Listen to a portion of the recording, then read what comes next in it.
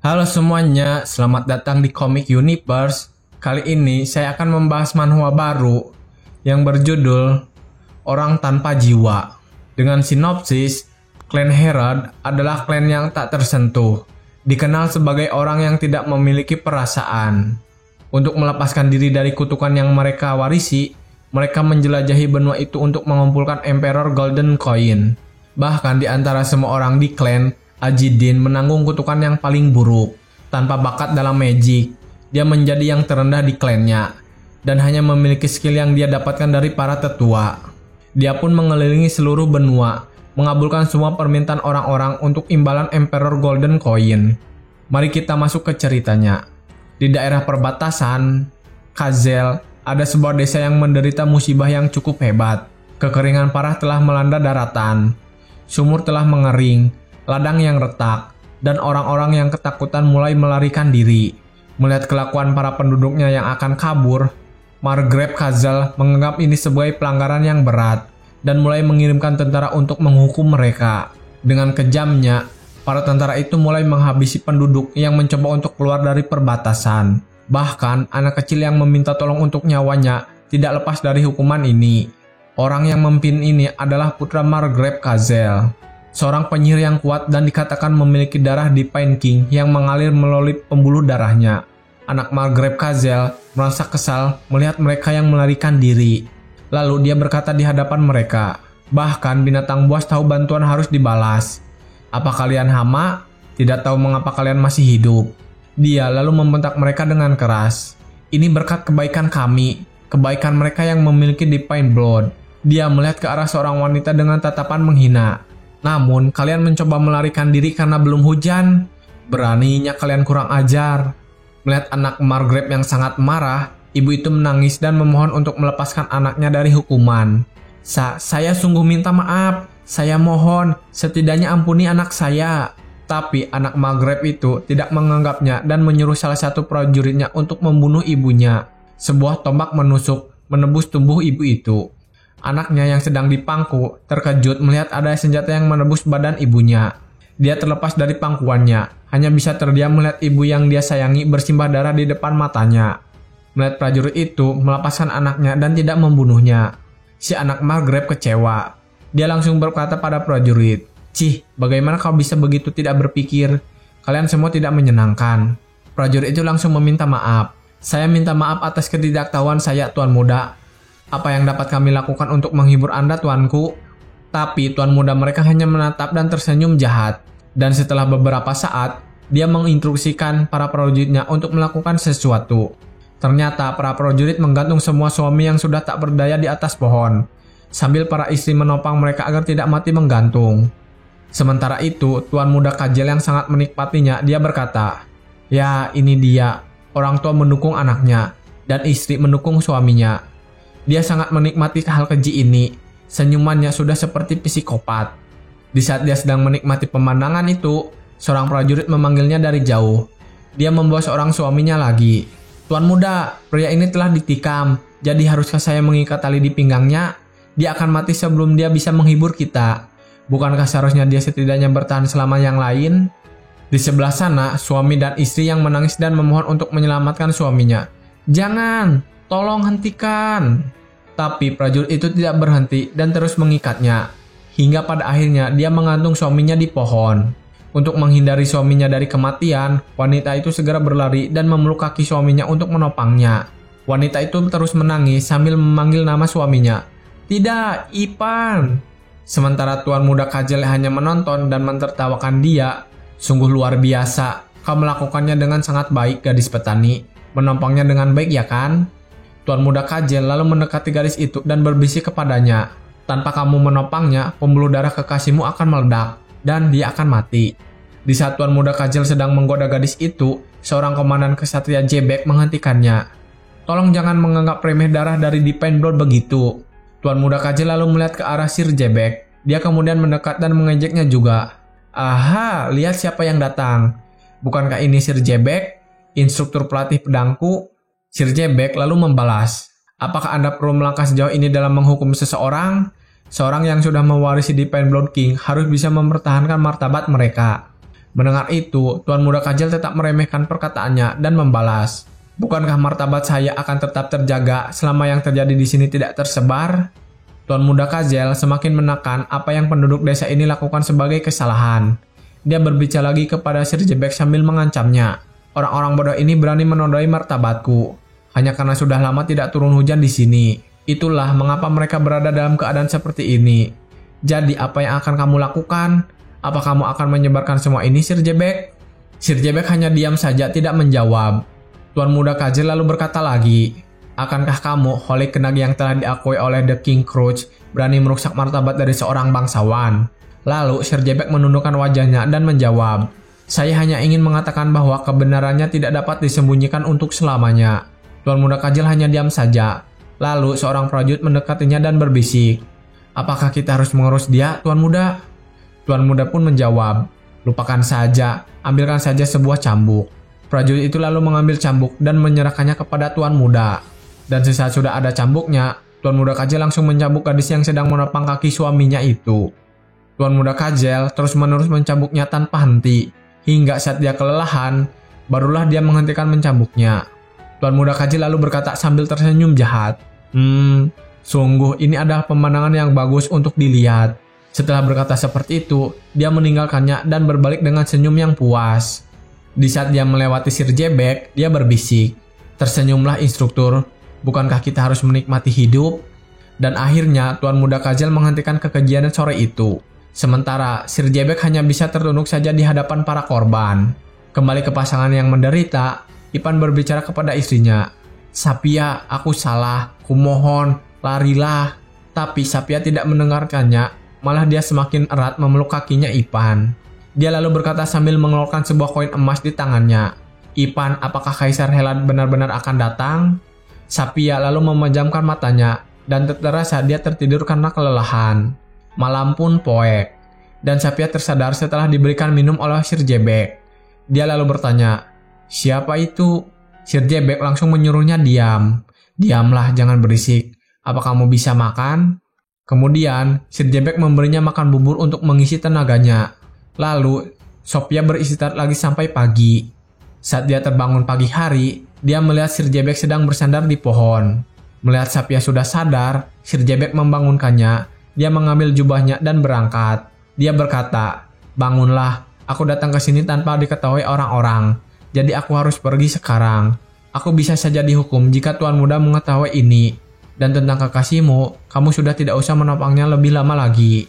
Mendengar itu, Sophia terkejut dan langsung memandangi kekasihnya. Dia lalu segera berlari dan kembali menopang tubuh kekasihnya. Dia lalu bertanya kepada Sir Jebek, "Kumohon beritahu aku siapa namamu. Aku akan meminta Clan Herald untuk membebaskanmu saat mereka datang." Mendengar itu, Sir Jebek terhenti. Dia lalu bertanya, "Clan Herald? Apa yang kamu maksud adalah mereka Slayer of Sanctity yang tidak memiliki jiwa itu? Kamu mengontrak mereka?" Sophia belum menjawab dalam beberapa saat, dia hanya menundukkan wajahnya. Lalu Sir Jebek menjelaskan, "Aku tidak tahu apakah mereka memang benar-benar ada. Tapi meskipun mereka datang ke sini, Kajel memiliki 20 tentara yang bersenjata lengkap di bawah komandonya dan diriku sendiri. Dan Tuan Muda juga salah satu Blue Blood. Aku yakin kamu juga sudah sangat tahu betapa kuatnya keturunan suci The Blood of Yaeges itu kan?" Mendengar itu, Sapia masih tertunduk dan menjawab, "Meskipun dia adalah seorang Meg, Clan Herald sudah cukup mampu untuk membunuhnya. Karena mereka juga adalah sekelompok Meg. Alasan kenapa mereka disebut sebagai Slayer of Sanctity adalah karena mereka mendapatkan gelar itu setelah mereka membunuh para raja yang memiliki Divine Blood kan?" Sir Jebek lalu memegang kepalanya dan berkata, "Kamu sedang tidak bisa berpikir jernih sekarang. Ya, memang benar tidak akan ada orang yang selamat dari trauma setelah diperlakukan seperti ini oleh Tuan Muda." Lalu Sir Jebek berkata dengan tegas kepada Sapia, "Aku adalah Jebek, Holy Knight dari King Crouch. Aku tidak memberitahukan namaku untuk meminta pengampunan dari para Slayer of Sanctity. Jika mereka datang, aku akan melawan mereka dengan segala yang aku miliki. Sudahlah, aku akan kembali nanti malam." Sir Jebek lalu meninggalkan mereka berdua. Sementara itu, Sapia hanya tertunduk saja, tak bisa berbuat apa-apa di sana. Di saat dia sedang putus asa, Sapia mengingat kenangan bersama kekasihnya. Di hari yang cerah di sebuah desa, Ipan memberikan Emperor God Coin kepada Sapia. Ini adalah hadiah untukmu, Sapia. Sapia menerimanya dan bertanya, apa ini? Ipan pun menjawab, Sapia, apakah kamu tahu tentang klan Herald? Sapia lalu mencoba mengingatnya, dan dia ingat bahwa dulu ayahnya pernah bercerita. Dia berkata, mereka pernah disebut saat ayah bercerita kepadaku saat aku kecil. Mereka adalah Slayer of Sanctity dan tak berjiwa kan? Ipan lalu mendekati Sapia dan berkata, ya, koin ini adalah Emperor God Coin. Ini dapat memanggil mereka. Tapi berhati-hatilah, jika kamu melakukannya, tim investigasi dari King Cruise akan mengeksekusimu. Setelah menakuti seperti itu, Ipan langsung mencium pipi Sapia. Sapia memukul Ipan setelah dia bertanya lagi, tunggu, kenapa kamu memberiku hal yang berbahaya sebagai hadiah? Mendengar itu, Ipan tersenyum dan menjawab, aku memberimu untuk berjaga-jaga. Jika sesuatu tiba-tiba terjadi kepada kita, mereka mengatakan jika kamu menggambar segitiga di tanah dan menyimpan koin itu di tengahnya, maka perwakilan dari klan Herald akan datang dan membantumu. Walaupun sebenarnya aku berharap kita tidak akan pernah melakukan itu. Kembali ke keadaan sekarang, Sapia masih bertahan dengan tubuhnya yang lemah. Dia berkata, 2 hari, hanya 2 hari, jika aku bisa bertahan. Tapi saat dia mengatakan itu, dia terjatuh meninggal saat itu juga. Dia tidak bisa bertahan menunggu klan Herald datang. Sementara itu, di markas para prajurit, mereka sedang menikmati masa istirahat mereka dengan banyak air dan makanan yang cukup. Sir Jebek juga terus melihat ke arah langit dan berkata, hari ini sangat panas, tidak seperti biasanya. Di saat dia sedang memperhatikan cuacanya, Tuan Muda Kajal menghampirinya dan menyapa, permisi Sir Jebek, tersenyumlah, bukankah ini menyenangkan? Sir Jebek kemudian menjawab, jika kita membunuh para penduduk, maka kita tidak akan bisa mengambil pajaknya. Dengan tenang, Tuan Muda Kajal berkata, para pengembara yang tidak puas mulai melarikan diri, sementara tingkat pencurian semakin meningkat. Sir Jebek merasa kesal dan membalas, di wilayah Maghreb di sana ada tanah yang subur, jika kita bisa mengevakuasi warga ke sana. Namun pada saat Sir Jebek sedang menjelaskan, Tuan Muda Kajal langsung menghentikannya dengan perkataannya, kenapa anak-anak yang telah dilahirkan di tanah yang subur harus menderita karena orang-orang yang tidak berpendidikan? Aku bicara tentang orang yang akan menghancurkan pertanian kita dan kabur. Mendengar itu, Sir Jebek mencoba menjawab, pertanian bergantung pada skill masing-masing. Kali ini juga, Tuan Muda Kajal tidak membiarkan Sir Jebek menjelaskan. Dia berkata, itu tergantung pada tanah, iklim, langit, dan cahaya ilahi. Apakah itu yang diajarkan oleh King Crouch? Sir Jebek hanya diam saja tidak membalas. Tuan Muda Kajal semakin mendekatinya dan berkata, alasan kenapa mereka mengalami kekeringan adalah karena mereka tidak setia kepada The King Crouch. Itu kan yang diajarkan kepada kalian? Sir Jebek kali ini menjawab, itu hanya pengetahuan yang umum. Tuan Muda Kajal tetap pada kelakuannya. Dia berbalik dan berkata, seseorang membuat tanahnya subur dan seseorang lain membuat tanahnya kekeringan. Lalu kita harus menghukum para pendosa dan mereka yang membantu menyuburkan tanah harus diberi tanah. Aku melakukan ini agar bisa menyelamatkan orang-orang. Lalu dia membuat wajah yang kesal dan menatap Sir Jebek. Jadi jika kau ingin melawan perintahku dan menyelamatkan mereka, cobalah melakukan yang terbaik. Setelah berkata seperti itu, Tuan Muda Kajal langsung pergi. Sore pun datang. Sir Jebek lalu kembali menuju tempat Sapia berada. Saat dia sampai di sana, dia melihat kekasih Sapia yang masih tergantung dan Sapia yang sudah mati. Dia pun berkata, tetap saja aku tidak bisa menanggungnya. Seperti yang dia katakan, ini tidak ada gunanya, bahkan jika klan Herald datang sekarang. Di saat dia sedang meratapi kematian orang di hadapannya, dia merasakan sebuah hawa yang menyelimutinya. Dalam sekejap, seseorang ada di belakangnya sambil mengarahkan pedang kepadanya. Orang itu lalu berkata, aku akan membunuhmu jika kamu bergerak, jadi jangan melihat ke belakang. Saat itu dalam hatinya Sir Jebek berkata, tiba-tiba mengayunkan pedang di tempat terpencil seperti ini, teknik miliknya seperti hantu. Lalu Sir Jebek bertanya, apakah kamu dari klan Herald? Orang itu menjawab, ya benar, apakah kamu seorang kenaik atau seorang penyelamat? Sir Jebek menjawab, aku Jebek dari King Crouch. Orang Herald itu bertanya lagi, untuk berjaga-jaga aku akan bertanya, kamu bukan sang kontraktor kan? Jika seorang holik kenaik dari King Crouch mengajukan sebuah kontrak, itu pasti akan menjadi pemandangan yang menarik. Sir Jebek merasa kesal dengan ucapannya kali ini. Dia bertanya, Apakah kamu mencoba untuk mempermalukan saya? Orang dari klan Herald itu berhenti lalu berkata, lalu perempuan itu adalah kontraktorku. Dia sudah mati, jadi aku akan mendapatkan 1 koin emas gratis. Bolehkah saya tahu apa yang terjadi sekarang? Mendengar itu, Sir Jebek menjawab, jika kamu menyarungkan pedangmu dan menjaga jarak, aku berjanji akan memberitahumu apa yang sedang terjadi. Orang itu segera menyarungkan pedangnya dan menjaga jarak dengan cepat. Melihat betapa cepatnya dia bergerak, Sir Jebek terkejut dan berkata, apa dia benar-benar hantu? Setelah menjaga jarak, Herald ini berkata, sepertinya kamu yakin bahwa kamu tidak akan mudah diserang jika aku tidak menyegapmu. Baiklah. Dia lalu tersenyum dan berkata, jika kamu adalah seorang Holy Knight dari King Crouch, seharusnya kamu memiliki sedikit keberanian. Mendengar itu, Sir Jebek bertanya, apa kamu seorang Meg? Dia pun menjawab, semua di klan Herald adalah Meg, kecuali aku. Sir Jebek bertanya lagi, jadi kamu bilang yang tadi itu bukanlah sebuah magic? Herald pun menjawab, sulit untuk membedakannya, sebuah kemampuan dan sebuah magic. Dalam hatinya, Sir Jebek berkata, aku tidak paham apa yang dia bicarakan. Lalu, Sir Jebek bertanya lagi, siapa namamu dan apa peringkatmu di klan Herald? Mendengar itu, dia hanya diam dan tidak menjawab. Sir Jebek berkata lagi, aku sudah mengatakan namaku. Aku Jebek dari King Crouch. Barulah Herald ini tersadar. Oh, kamu sudah mengatakannya ya? Maafkan aku. Herald ini lalu memberi hormat dan berkata, saya Ajadin dari 108 Spirit, Kaisar Herald.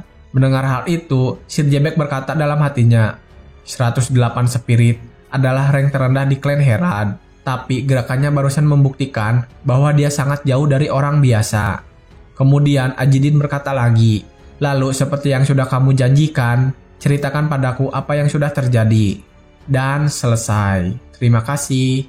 Sore itu, Sir Jebek menceritakan semua yang dia ketahui kepada Ajidin, termasuk Sapia yang melakukan kontrak dengan Ajidin. Dari atas sana, mereka berdua memandangi desa di perbatasan Kazel. Ajidin berkata, jadi itu yang telah terjadi ya?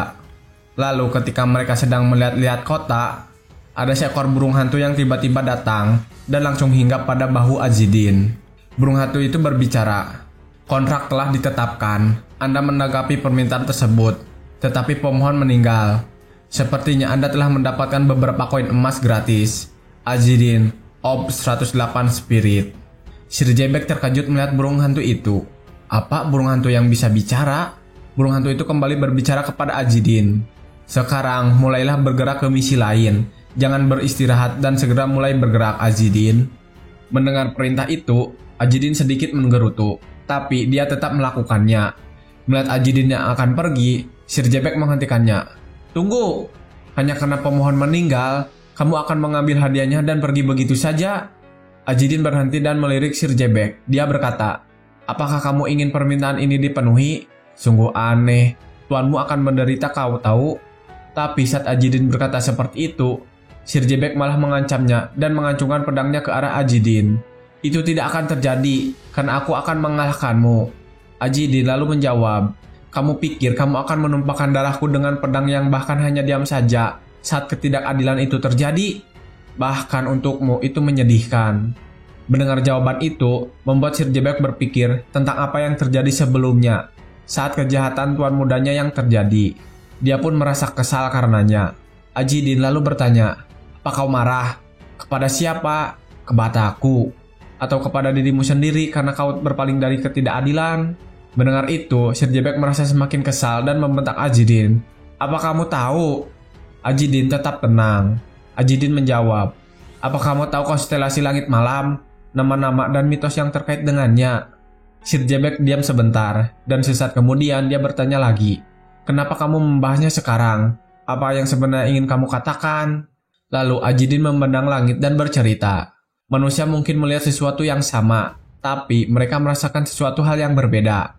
Bagi sebagian orang, seseorang mungkin terlihat seperti protagonis di mitos, dan bagi yang lain mungkin dia bukan apa-apa. Lebih dari sekedar cahaya redup dan pucat yang berkedip-kedip dalam kegelapan. Lalu Ajidin mendekati mayat Ipan yang masih tergantung di pohon.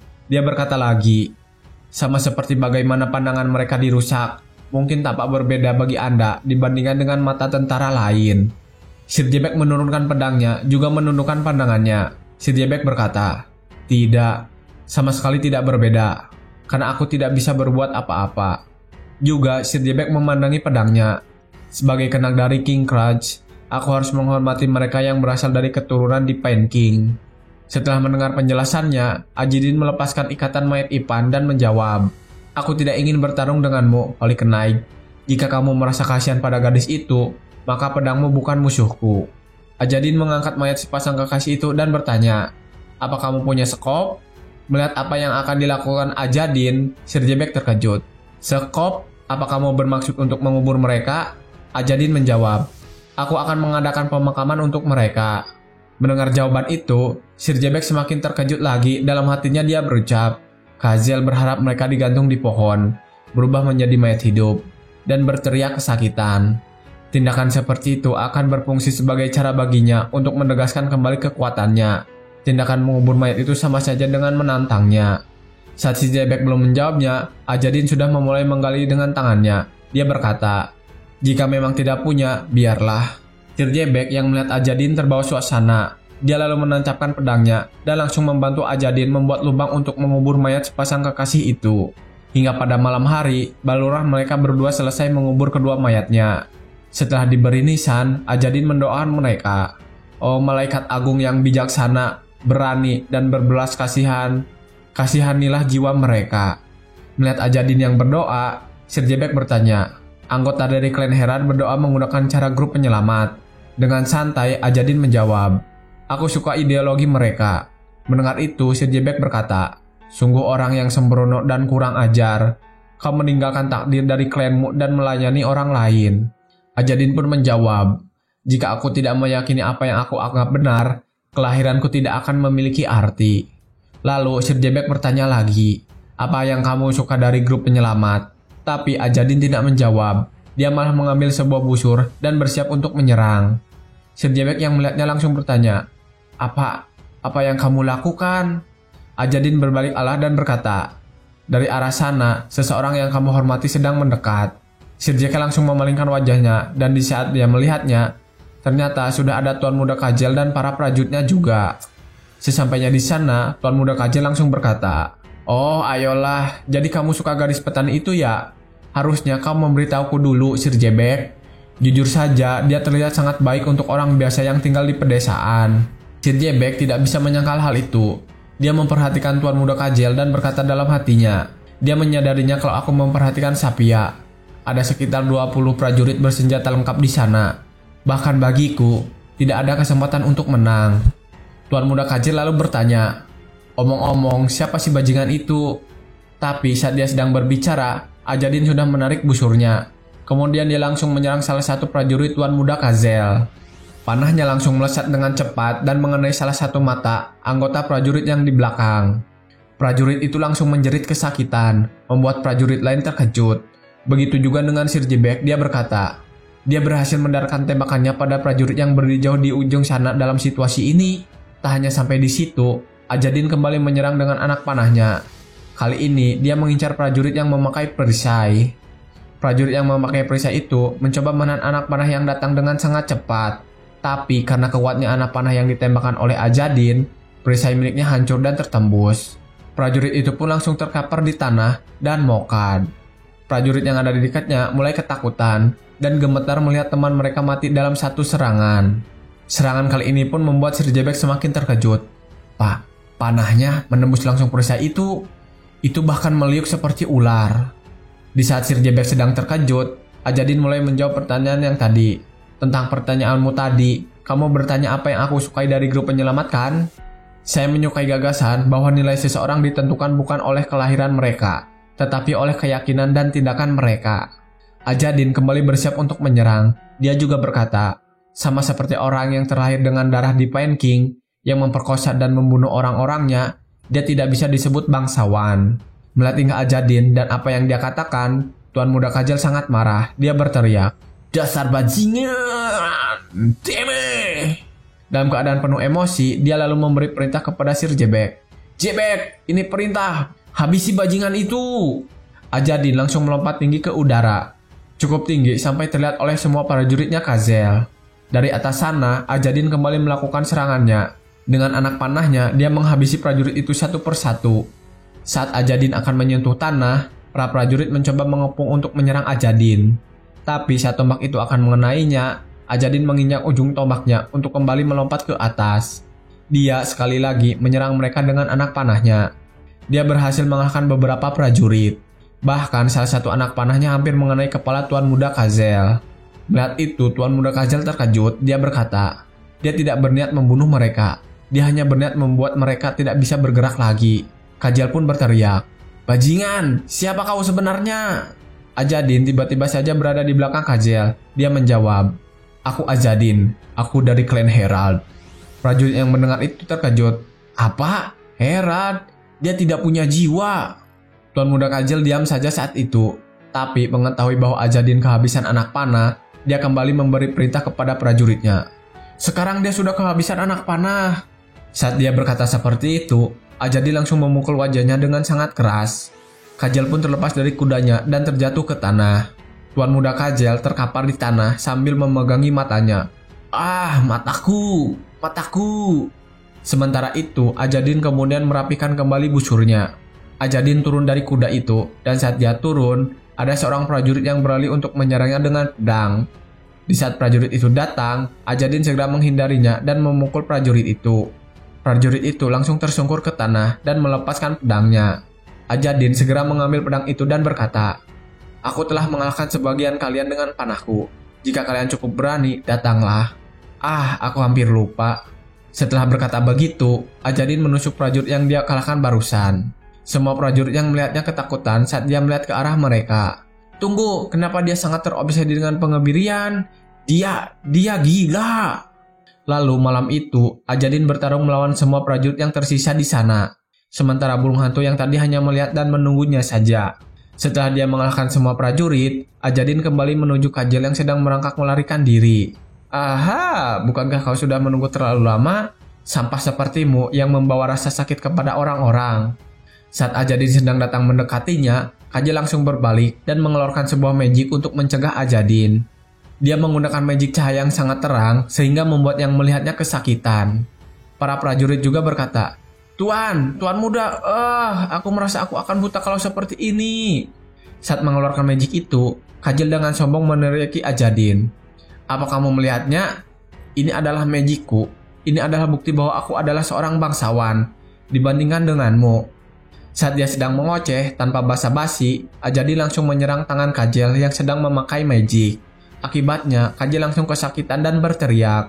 Kazel lalu bertanya, "Apa yang telah kau lakukan padaku?"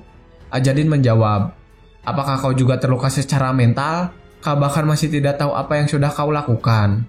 Ajadin lalu menjebak rambut Kazel. Merasa sangat ketakutan, Kazel segera menawari Ajadin dan menanyakan apa yang Ajadin inginkan.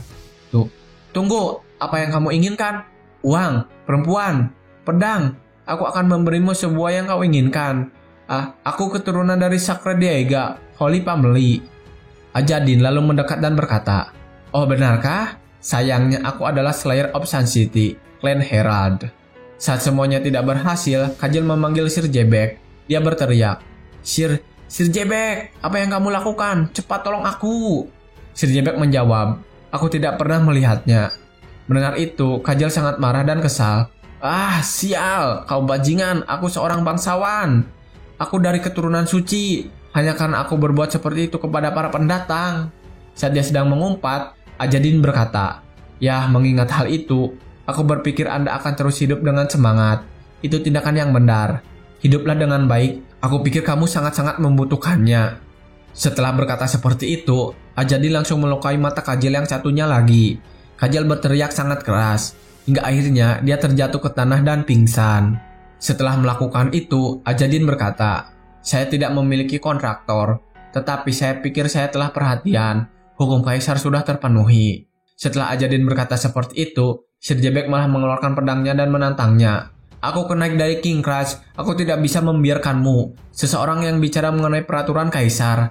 Tak peduli meskipun apa yang kamu lakukan itu benar." Sir Jebek sudah mengambil posisi untuk menyerang. Ajadin yang melihat itu berdecak. Dia kemudian melepas pisau yang dia pegang, lalu berkata, "Ah, kamu tidak seperti kenaglenya dari King Crunch." Tapi Sir Jebek malah marah-marah. "Kau berani menghinaku?" Ajadin melanjutkan. "Bukan, itu adalah pujian. Kenag yang lain tidak lebih dari bajingan yang dipaksa keluar dari rumah mereka hanya karena masalah keturunan." Dan setelah itu, Ajadin pergi dari sana. Sebelum pergi, dia berkata, "Omong-omong, apakah kamu bisa mengejar dan mengikutiku?" Setelah bilang begitu, Ajadin langsung menghilang menjadi sebuah bayangan. Dia juga berkata, "Mari bertemu lagi jika takdir mengizinkan, Sir Jebek." Sir Jebek hanya bisa melihat kepergian Ajadin dan memperhatikan semua prajuritnya. Dia juga berkata, "Tidak ada yang bisa mengalahkan Ajadin dari klan Herald. Kita juga malah kalah dengan kerugian yang besar. Ya, dia tidak salah. Itu sesuai dengan diriku juga." Sir Jebek tersenyum dan menatap ke arah langit. "Ah, aku bisa merasakan beban di dadaku sekarang." Sementara itu, di kastil kediaman Maghreb Kazel, para warga sedang bersujud kepadanya dan memohon, "Tuanku, tolong bebaskan kami dari pajak tahun ini. Aku memohon kepadamu." Semua orang kabur dan menjadi pengembara, dan mereka yang kelaparan sampai mati berkeliaran di jalan sebagai mayat hidup. "Kami diserbu oleh pencuri dan monster, dan saya juga minta maaf, tetapi kami tidak mampu membayar pajak." Mendengar itu, Maghreb Kazel menjawab, "Betapa memalukannya, pada tingkat ini kalian pasti akan meminta jatah juga." Mendengar itu, para penduduk menjadi ketakutan. Mereka menjawab, "Tolong ampuni kami tidak sedang dalam pikiran yang baik sekarang." Maghreb Kazel lalu menjawab, "Tidak ada yang akan mengubah darah rendah yang mengalir di dalam diri kalian. Jika kalian mau, saya bisa memberi kalian bantuan." Para warga terkejut dan bertanya, Apa? Apa Anda serius, Tuan?" Maghreb Kazel lalu menjawab, dengan wajah dinginnya berkata, "Ya, dengan syarat jika kalian tidak dapat memenuhi permintaan saya, maka kalian semua akan digantung." Suasana di kastil itu langsung hening saat itu juga. Para penduduk saling menatap di sana. Melihat para penduduk itu ketakutan, Maghreb Kazel menenangkan mereka. "Jangan takut. Apa yang aku minta dari kalian tidak lebih dari sekedar satu halaman. Hanya sebuah halaman dari Grimoire." Para penduduk menjawab, "Grimoire? Kami sama sekali tidak berpengetahuan dalam magic, dan kami tidak mengetahui hal-hal seperti itu." Maghreb Kazel berkata, "Tidak, bahkan orang bodoh seperti kalian akan bisa menemukannya. Jika kalian menginginkannya, Grimoire itu akan menjawab kalian dan menunjukkan dirinya. Jika kalian berhasil membawa Grimoire itu kepadaku, aku akan membebaskan desa kalian dari pajak selama 3 tahun dan menyediakan 50 paket berisi masing-masing gandum dan barley." Mendengar tawaran hadiah yang sangat bagus, salah satu penduduk sangat antusias. Dia langsung berkata, "Permisi Tuan, tetapi bukankah kita setidaknya perlu mengetahui nama Grimoire itu sehingga kita dapat mencarinya?" Lalu Maghreb Kazel memberitahu mereka, namanya adalah salinan dari The Book of the Divine King. Mendengar itu, penduduk membelalakan matanya karena terkejut saat mendengar nama itu. Akhirnya setelah pembicaraan panjang mereka, para penduduk kembali ke desa mereka lagi. Saat semuanya sudah pergi, ada seekor ular yang menghampiri Maghreb Kazel. Ular itu kemudian berubah menjadi seorang wanita dan berbicara kepada Maghreb Kazel.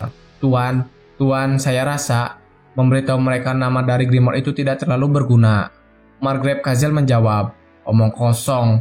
Kalian juga sudah mencari Grimoire itu ke sana kemari, bukan? Rumor akan segera menyebar ke seluruh benua bagaimanapun juga. Akan lebih bagus jika kita bisa mendapatkan meskipun hanya sehelai halaman sebelum semuanya menyebar. Jadi, ada apa penyihir?" Wanita itu lalu berkata, "Saya berkewajiban untuk mengatakan bahwa putra Anda telah menjadi korban. Di sebelah barat benua, dia telah kalah." Maghreb Kazel lalu menjawab, "Pasukan Kazel tidak akan jatuh dengan mudah. Sir Jebek juga bersamanya." Wanita itu menjawab lagi, "Musuh mereka adalah klan Herald." Mendengar itu, Maghreb Kazel lalu tertarik saat mendengar itu. "Klan Herald?" Maghreb Kazel bertanya, "Klan Herald? Ya, aku yakin mereka juga sedang mencari Grimoire itu. Jika mereka berharap untuk terlepas dari kutukan yang menimpa mereka, maka mereka memang sangat membutuhkan Grimoire itu lebih dari kita." "Apa? Kazel mati?" Wanita itu lalu menjawab, "Aku mendengar bahwa dia kehilangan matanya dan alat kelaminnya terluka parah. Apa yang akan Anda lakukan?" Mendengar itu, Maghreb Kazel meraih tangan wanita itu dan berkata, "Kirim prajurit ke daerah mereka dan bunuh klan Herald." Si wanita pun menjawab, "Saya mengerti, saya akan menghubungi komandan prajurit." Tapi Maghreb Kazel menghentikan wanita itu dan meraih ke dalam pangkuannya, juga berkata, "Jangan perintahkan orang lain untuk melakukannya. Jika anakku sudah dikebiri, lalu aku hanya perlu membuat anak lagi. Dia lalu menggoda wanita itu. Sementara itu di gurun yang tandus, Ajadin sedang berjalan menuju misi yang lainnya bersama si burung hantu. Dalam perjalanannya, dia sudah kehabisan air.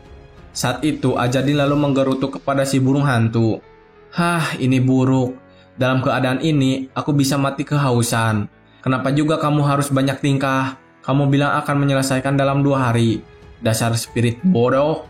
Si burung hantu lalu merasa kesal, dia menjawab. Kau berani bicara tidak sopan kepada mulut kaisar? Hah? Ajadin hanya diam saja dan memandang si burung hantu. Lalu dia berkata lagi. Terus terang, karena kaisar pergi dan meninggal tanpa rencana apapun, kita yang pernah menjadi pewarisnya, sekarang dihina oleh orang-orang di seluruh dunia. Kita juga disebut sebagai the Slayer of Sanctity dan orang tanpa jiwa. Si burung hantu itu terlihat sangat kesal, tapi Ajadin terus berbicara. Selain itu, karena kamu mengadakan pertunjukan kepada kontraktor, aku menyerah untuk membawa barang bawaan dan berlari secepat mungkin. Berkat itu, aku sangat haus sampai bisa mati. Aku hanya punya makanan kering untuk dimakan, dan aku tidak tahu apakah aku akan bisa mencernanya. Jadi aku juga mengira aku akan mati karena kelaparan. Lalu setelah kesal mendengar keluhan Ajadin, burung hantu itu menjawab, aku minta maaf untuk itu. Bagaimanapun juga, segera pembantumu akan datang. Saat mereka sedang berjalan, tiba-tiba Ajadin berhenti. Dia melihat ada sebuah energi di hadapannya yang muncul begitu saja. Dia langsung bersiap mengeluarkan pedangnya. Apa? Hantu? Tapi Ajadin langsung kembali menyarungkan pedangnya, karena ternyata mereka adalah orang yang pernah Ajadin bantu. Dia berkata, orang yang menggantung di pohon itu, terutama Sapia dan Ipan. Mereka menundukkan wajah mereka untuk berterima kasih. Ajadin berkata kepada mereka, ya, halo kalian. Tanah ini tidak memiliki cahaya kebajikan raja atau berkah dari para malaikat. Jadi tidak baik tinggal lama di sini. Aku telah membalas dendammu, jadi tolong lanjutkan ke alam baka dengan tenang. Setelah mengungkapkan itu, Sapia tiba-tiba saja menunjuk ke suatu tempat. Dan saat itu, Ajadin melihat sebuah sumur. Apa? Sebuah sumur? Ajadin kemudian pergi ke sana. Kamu bermaksud memberiku air ya? Padahal kamu tidak perlu. Kalian hanya perlu menghilang dan pergi dengan tenang. Ajadin langsung menarik tambang yang ada di sana. Dia sudah sangat senang dan tersenyum. Aku sudah sangat ingin meminum airnya. Aku sangat haus. Tetapi saat ember itu sudah sampai, bukan air yang dia dapatkan. Hanya tumpukan pasir dan sehelai kertas. Hah? Apa ini? Klan Herald awalnya adalah ras yang dikenal sebagai Aragasa. Mereka melintas badai besar dari benua lain dan mendarat di benua Wibris. Keluarga 8 Raja Ilahi memerintah benua Wibris dan awalnya memegang 8 tahta. Namun selama era itu, 1 orang memonopoli ke-8 tahta. 7 Raja Suci lainnya yang bersaudara, semuanya ditaklukkan oleh Kaisar dari keluarga Yaelas. Kaisar Yaelas ingin menyingkirkan semua sisa-sisa Raja Suci yang telah meninggal. Sementara itu, orang luar, Aragasa, membutuhkan tanah untuk menetap. Kaisar memberi orang luar Grimoire, The Song of the Yellow Bird, dan roh yang disebut The Emperor Voice. Sebagai gantinya, orang luar mendatangi kontrak dengan Kaisar dan menjadi heraldnya. Dengan itu, tangan Aragasa dengan kejam berlumuran darah dewa. Dia menjadi pedang Kaisar, agen, dan Algozo. Dan secara pribadi mengeksekusi para bangsawan jahat yang bertentangan dengan hukum Kaisar dan ketentuannya. Itu adalah dosa paling mengerikan yang telah dilakukan oleh keluarga Wibris yang mereka yakini pada akhirat dan siklus kehidupan abadi. Karena itu, Kaisar meninggal dan kekaisaran dipisahkan menjadi 8 kerajaan terpisah lagi. Aragasa dibenci oleh orang-orang di Wibris dan para perwartawan. Jatuh dan disebut pembawa berita tanpa jiwa. Tetapi mereka menghadapi masalah yang tidak terduga. Kontrak antara kaisar itu masih berlaku. Bahkan setelah kematian kaisar, para Herald perlu melayaninya sebagai pembawa berita kaisar selamanya. Kembali ke masa kini, Ajadin mengambil lembaran kertas itu dan memeriksanya. Dia berkata, "Ini adalah halaman dari The Book of the Divine King. Apakah ini sumber dari kekuatan sang kaisar?" Ajadin lalu melihat ke arah para hantu. Mereka melambaikan tangannya kepada Ajadin. Ajadin pun membalasnya. Terima kasih. Tolong beristirahatlah dengan tenang." Ajadin melihat lagi lembaran itu dan bertanya, "Jika aku mengumpulkan semua ini, apakah aku benar-benar akan terbebas dari kutukan ini?"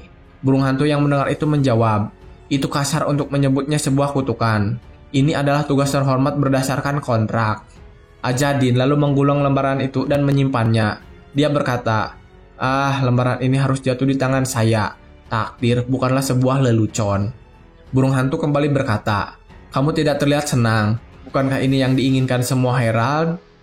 Lalu Ajadin menjelaskan apa tugasnya para herald. 1. Melaksanakan tugas kontrak layanan dan kumpulkan 100.000 koin emas. 2. Memperoleh The Book of the Divine King. Jika kita melakukannya, kita bisa lolos dari tugas kutukan. Ya, ini adalah tujuan semua herald. Tapi aku khawatir ini sudah mulai menyebar ke seluruh dunia. Alasan kenapa The Book of the Divine King terkoyak adalah karena ayahku.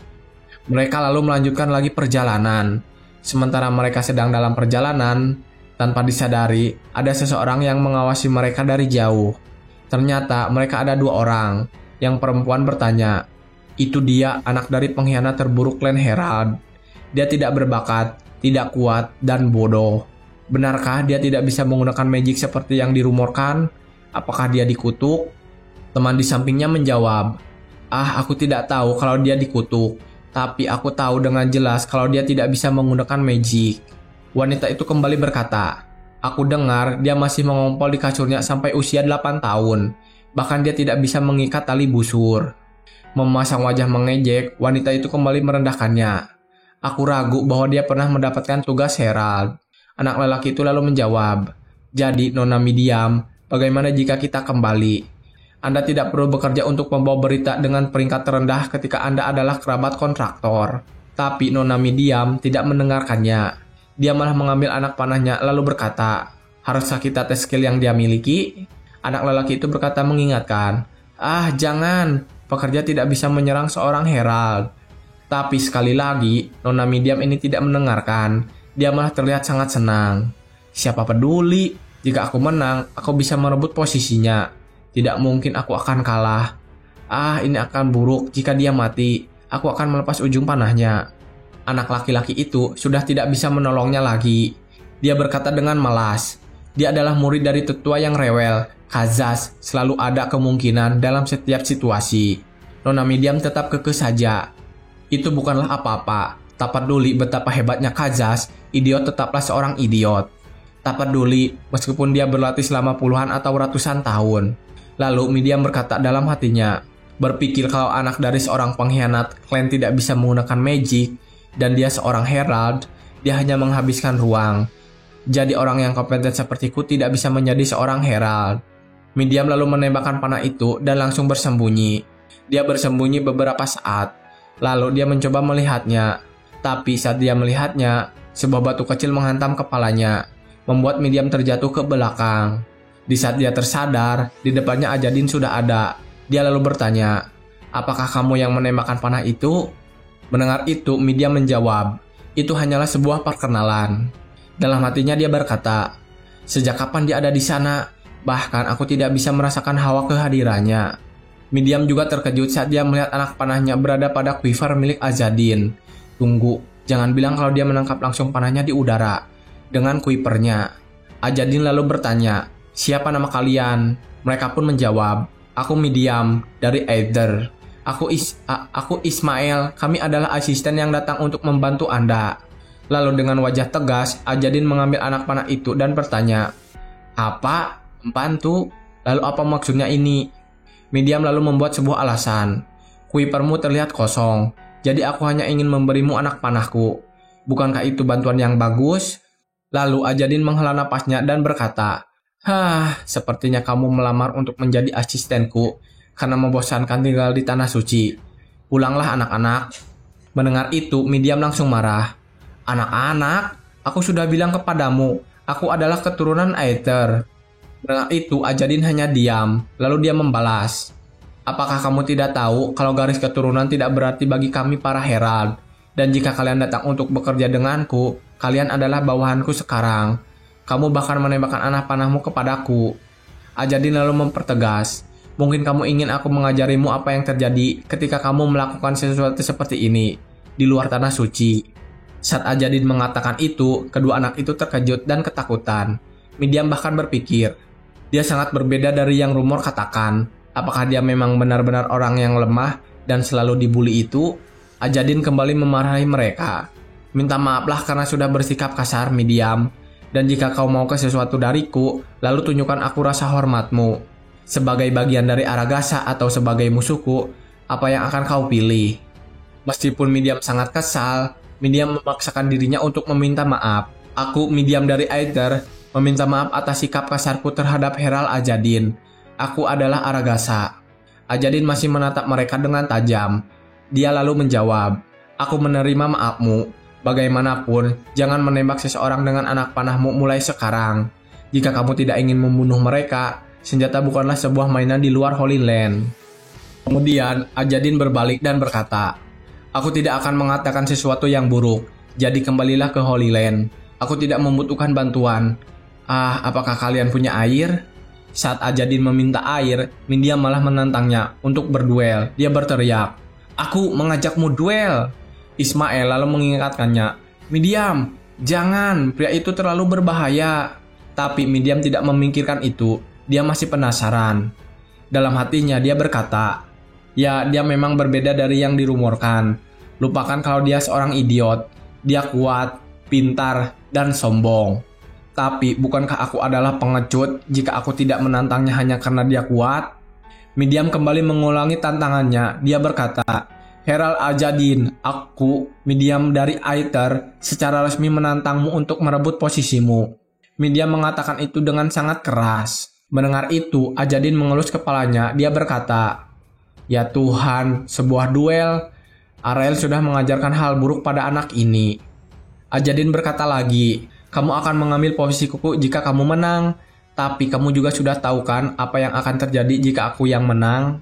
Midiam menjawab dengan tegas. Tentu saja, semua yang aku miliki, termasuk hidupku akan menjadi milikmu. Aku sudah sangat siap. Ajadin berpikir, saat Arael sudah bermasalah, ini adalah masalah besar lagi saat dia meremehkanku. Lalu Ajadin menjelaskan, menyerahlah sebelum terlambat. Hanya Arael yang bisa menang melawan Herald. Aku tahu kalau aku tidak memiliki reputasi yang bagus, tapi bukan tanpa alasan aku berada di posisi ini. Tapi Midiam tidak peduli. Dia berbalik dan berjalan menjauh dari Ajadin. Dia lalu berteriak, di sini kita sekarang berjarak 100 langkah. Aku menantangmu, Ajadin. Sesaat setelah dia berteriak, burung hantu itu terbang dan berbicara di atas mereka. Duelnya sudah diakui. Herald Ajadin terima tantangan itu. Melihat itu, Midiam terkejut. Apa? The Emperor Poise? Sementara Ajadin masih enggan untuk bertarung. Oh ayolah, apa kau serius? Ismael juga ketakutan. Ya Tuhan, The Emperor Poise adalah spirit yang ditugaskan kepada setiap herald. Semenjak The Emperor Poise sudah bersaksi, membatalkan tantangan Midiam sudah tidak mungkin. Ini benar-benar buruk. Midiam berteriak lagi. Aku akan menang kali ini. Dan akhirnya duel pun dimulai. Dan setelah beberapa saat, tetap saja Midiam yang kalah. Ajadin lalu meminta air dari mereka dan segera meminumnya. Sedangkan keadaan Midiam dan Ismael sangat kotor. Saat itu Ismael sangat bingung dengan apa yang terjadi. Dia kembali mengingat pertarungan Ajadin melawan Midiam. Dia berkata, sebenarnya apa yang terjadi? Teknik memanah yang cocok untuk medan perang, mengorbankan akurasi untuk kecepatan proyektil, itu jelas merupakan bentuk ekstrim dari teknik Aragasa. Dalam pertandingan tadi, Ajadin hanya menggunakan batu kerikil sebagai ganti anak panahnya. Tapi tetap saja, Midiam kewalahan menangani serangan yang Ajadin berikan. Dia bahkan menggunakan sihir untuk menahan serangan Ajadin. Lalu Ismael memandangi Ajadin yang sedang minum. Dia berkata, aku pikir dia tidak bisa menggunakan magic, tapi dia bisa menggunakan The Beauty of Nature Yellow Crayon. Bagaimana bisa? Ismael kembali membayangkan saat Midiam melawan Ajadin yang menggunakan sihir bayangannya. Saat itu, Midiam memutuskan untuk menyerangnya dengan pertarungan jarak dekat. Midiam bergerak ke arah batu tempat Ajadin bersembunyi. Dan saat Ajadin muncul, Midiam segera menebasnya. Tapi saat Ajadin terkena pedang itu, Ajadin menghilang menjadi sebuah bayangan. Ismael yang melihat Ajadin dari jauh mencoba memberitahu Midiam. Midiam, di belakangmu! Midiam segera menggunakan sebuah sihir untuk berlindung. Tapi itu terlambat. Dengan cepat, Ajadin membatalkan sihir itu dan memegang tangan Midiam. Lalu Ajadin memukulnya dengan keras. Karena pukulan itu, Midiam terlempar sangat keras sampai menghancurkan batu yang dia kenai. Ismail hanya bisa terkejut. Darah dari seorang pengkhianat melakukan hal itu kepada darah seorang bangsawan. Ismail lalu berteriak dan mendekat. Azadin, ini tidak bisa dimaafkan. Kau bajingan sialan, beraninya kau melakukan ini. Saat dia sedang protes, burung hantu itu kembali berbicara. Duelnya sudah selesai. Midiam dari Aether, kamu menantang Azadin untuk merebut posisinya. Dan kamu telah kalah. Takdirmu sekarang berada di tangan Herald Azadin. Dan Ismail, karena kau mengganggu duel tersebut, kau juga menjadi bagian dari Herald bersama dengan Midiam. Dan itulah hasil duel yang sudah disebutkan The Emperor Voice. Lalu saat Azadin sedang beristirahat, Midiam yang merasa sangat kesal, dengan emosi dia mencoba untuk membunuh dirinya sendiri dengan sebuah belati. Tapi saat dia akan melakukannya, dengan cepat Azadin menghentikannya dengan cara menyerang belati itu dari jauh. Setelah berhasil menyelamatkannya, Azadin berkata, "Aku tahu kau akan mencoba melakukan sesuatu seperti itu." Lalu dalam keadaan sangat putus asa, Midiam terjatuh dan berlutut dengan wajah yang pucat.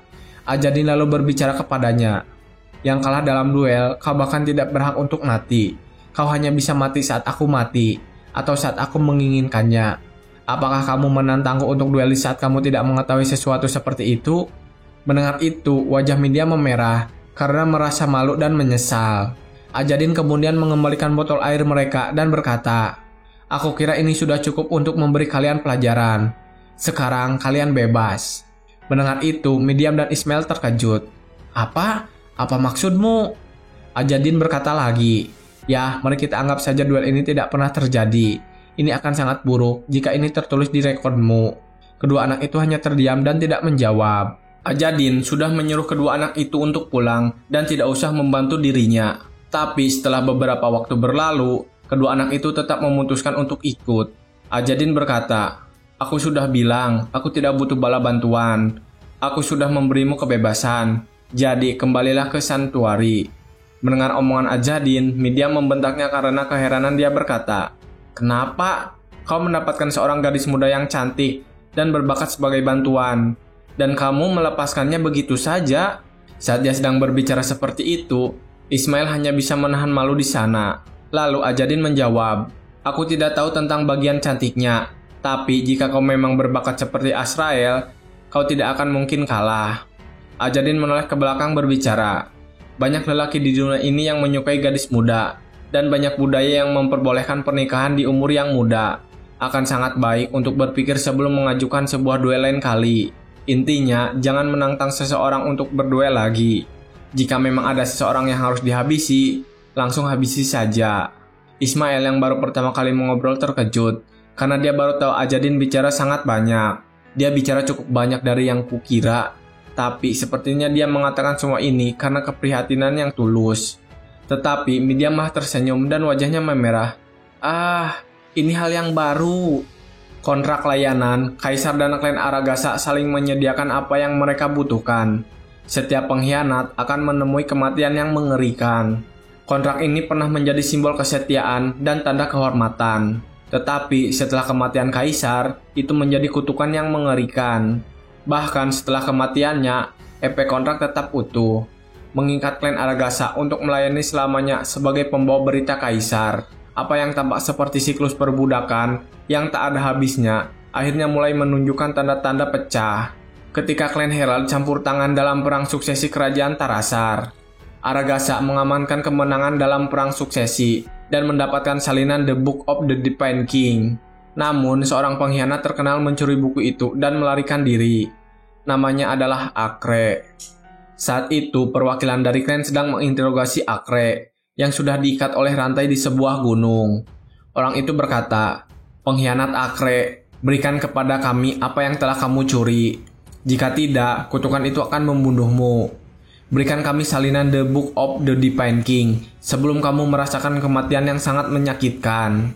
Klan mengancam Akre dengan segala macam metode. Tapi harapan mereka hancur berkeping-keping dan menghilang pada akhirnya.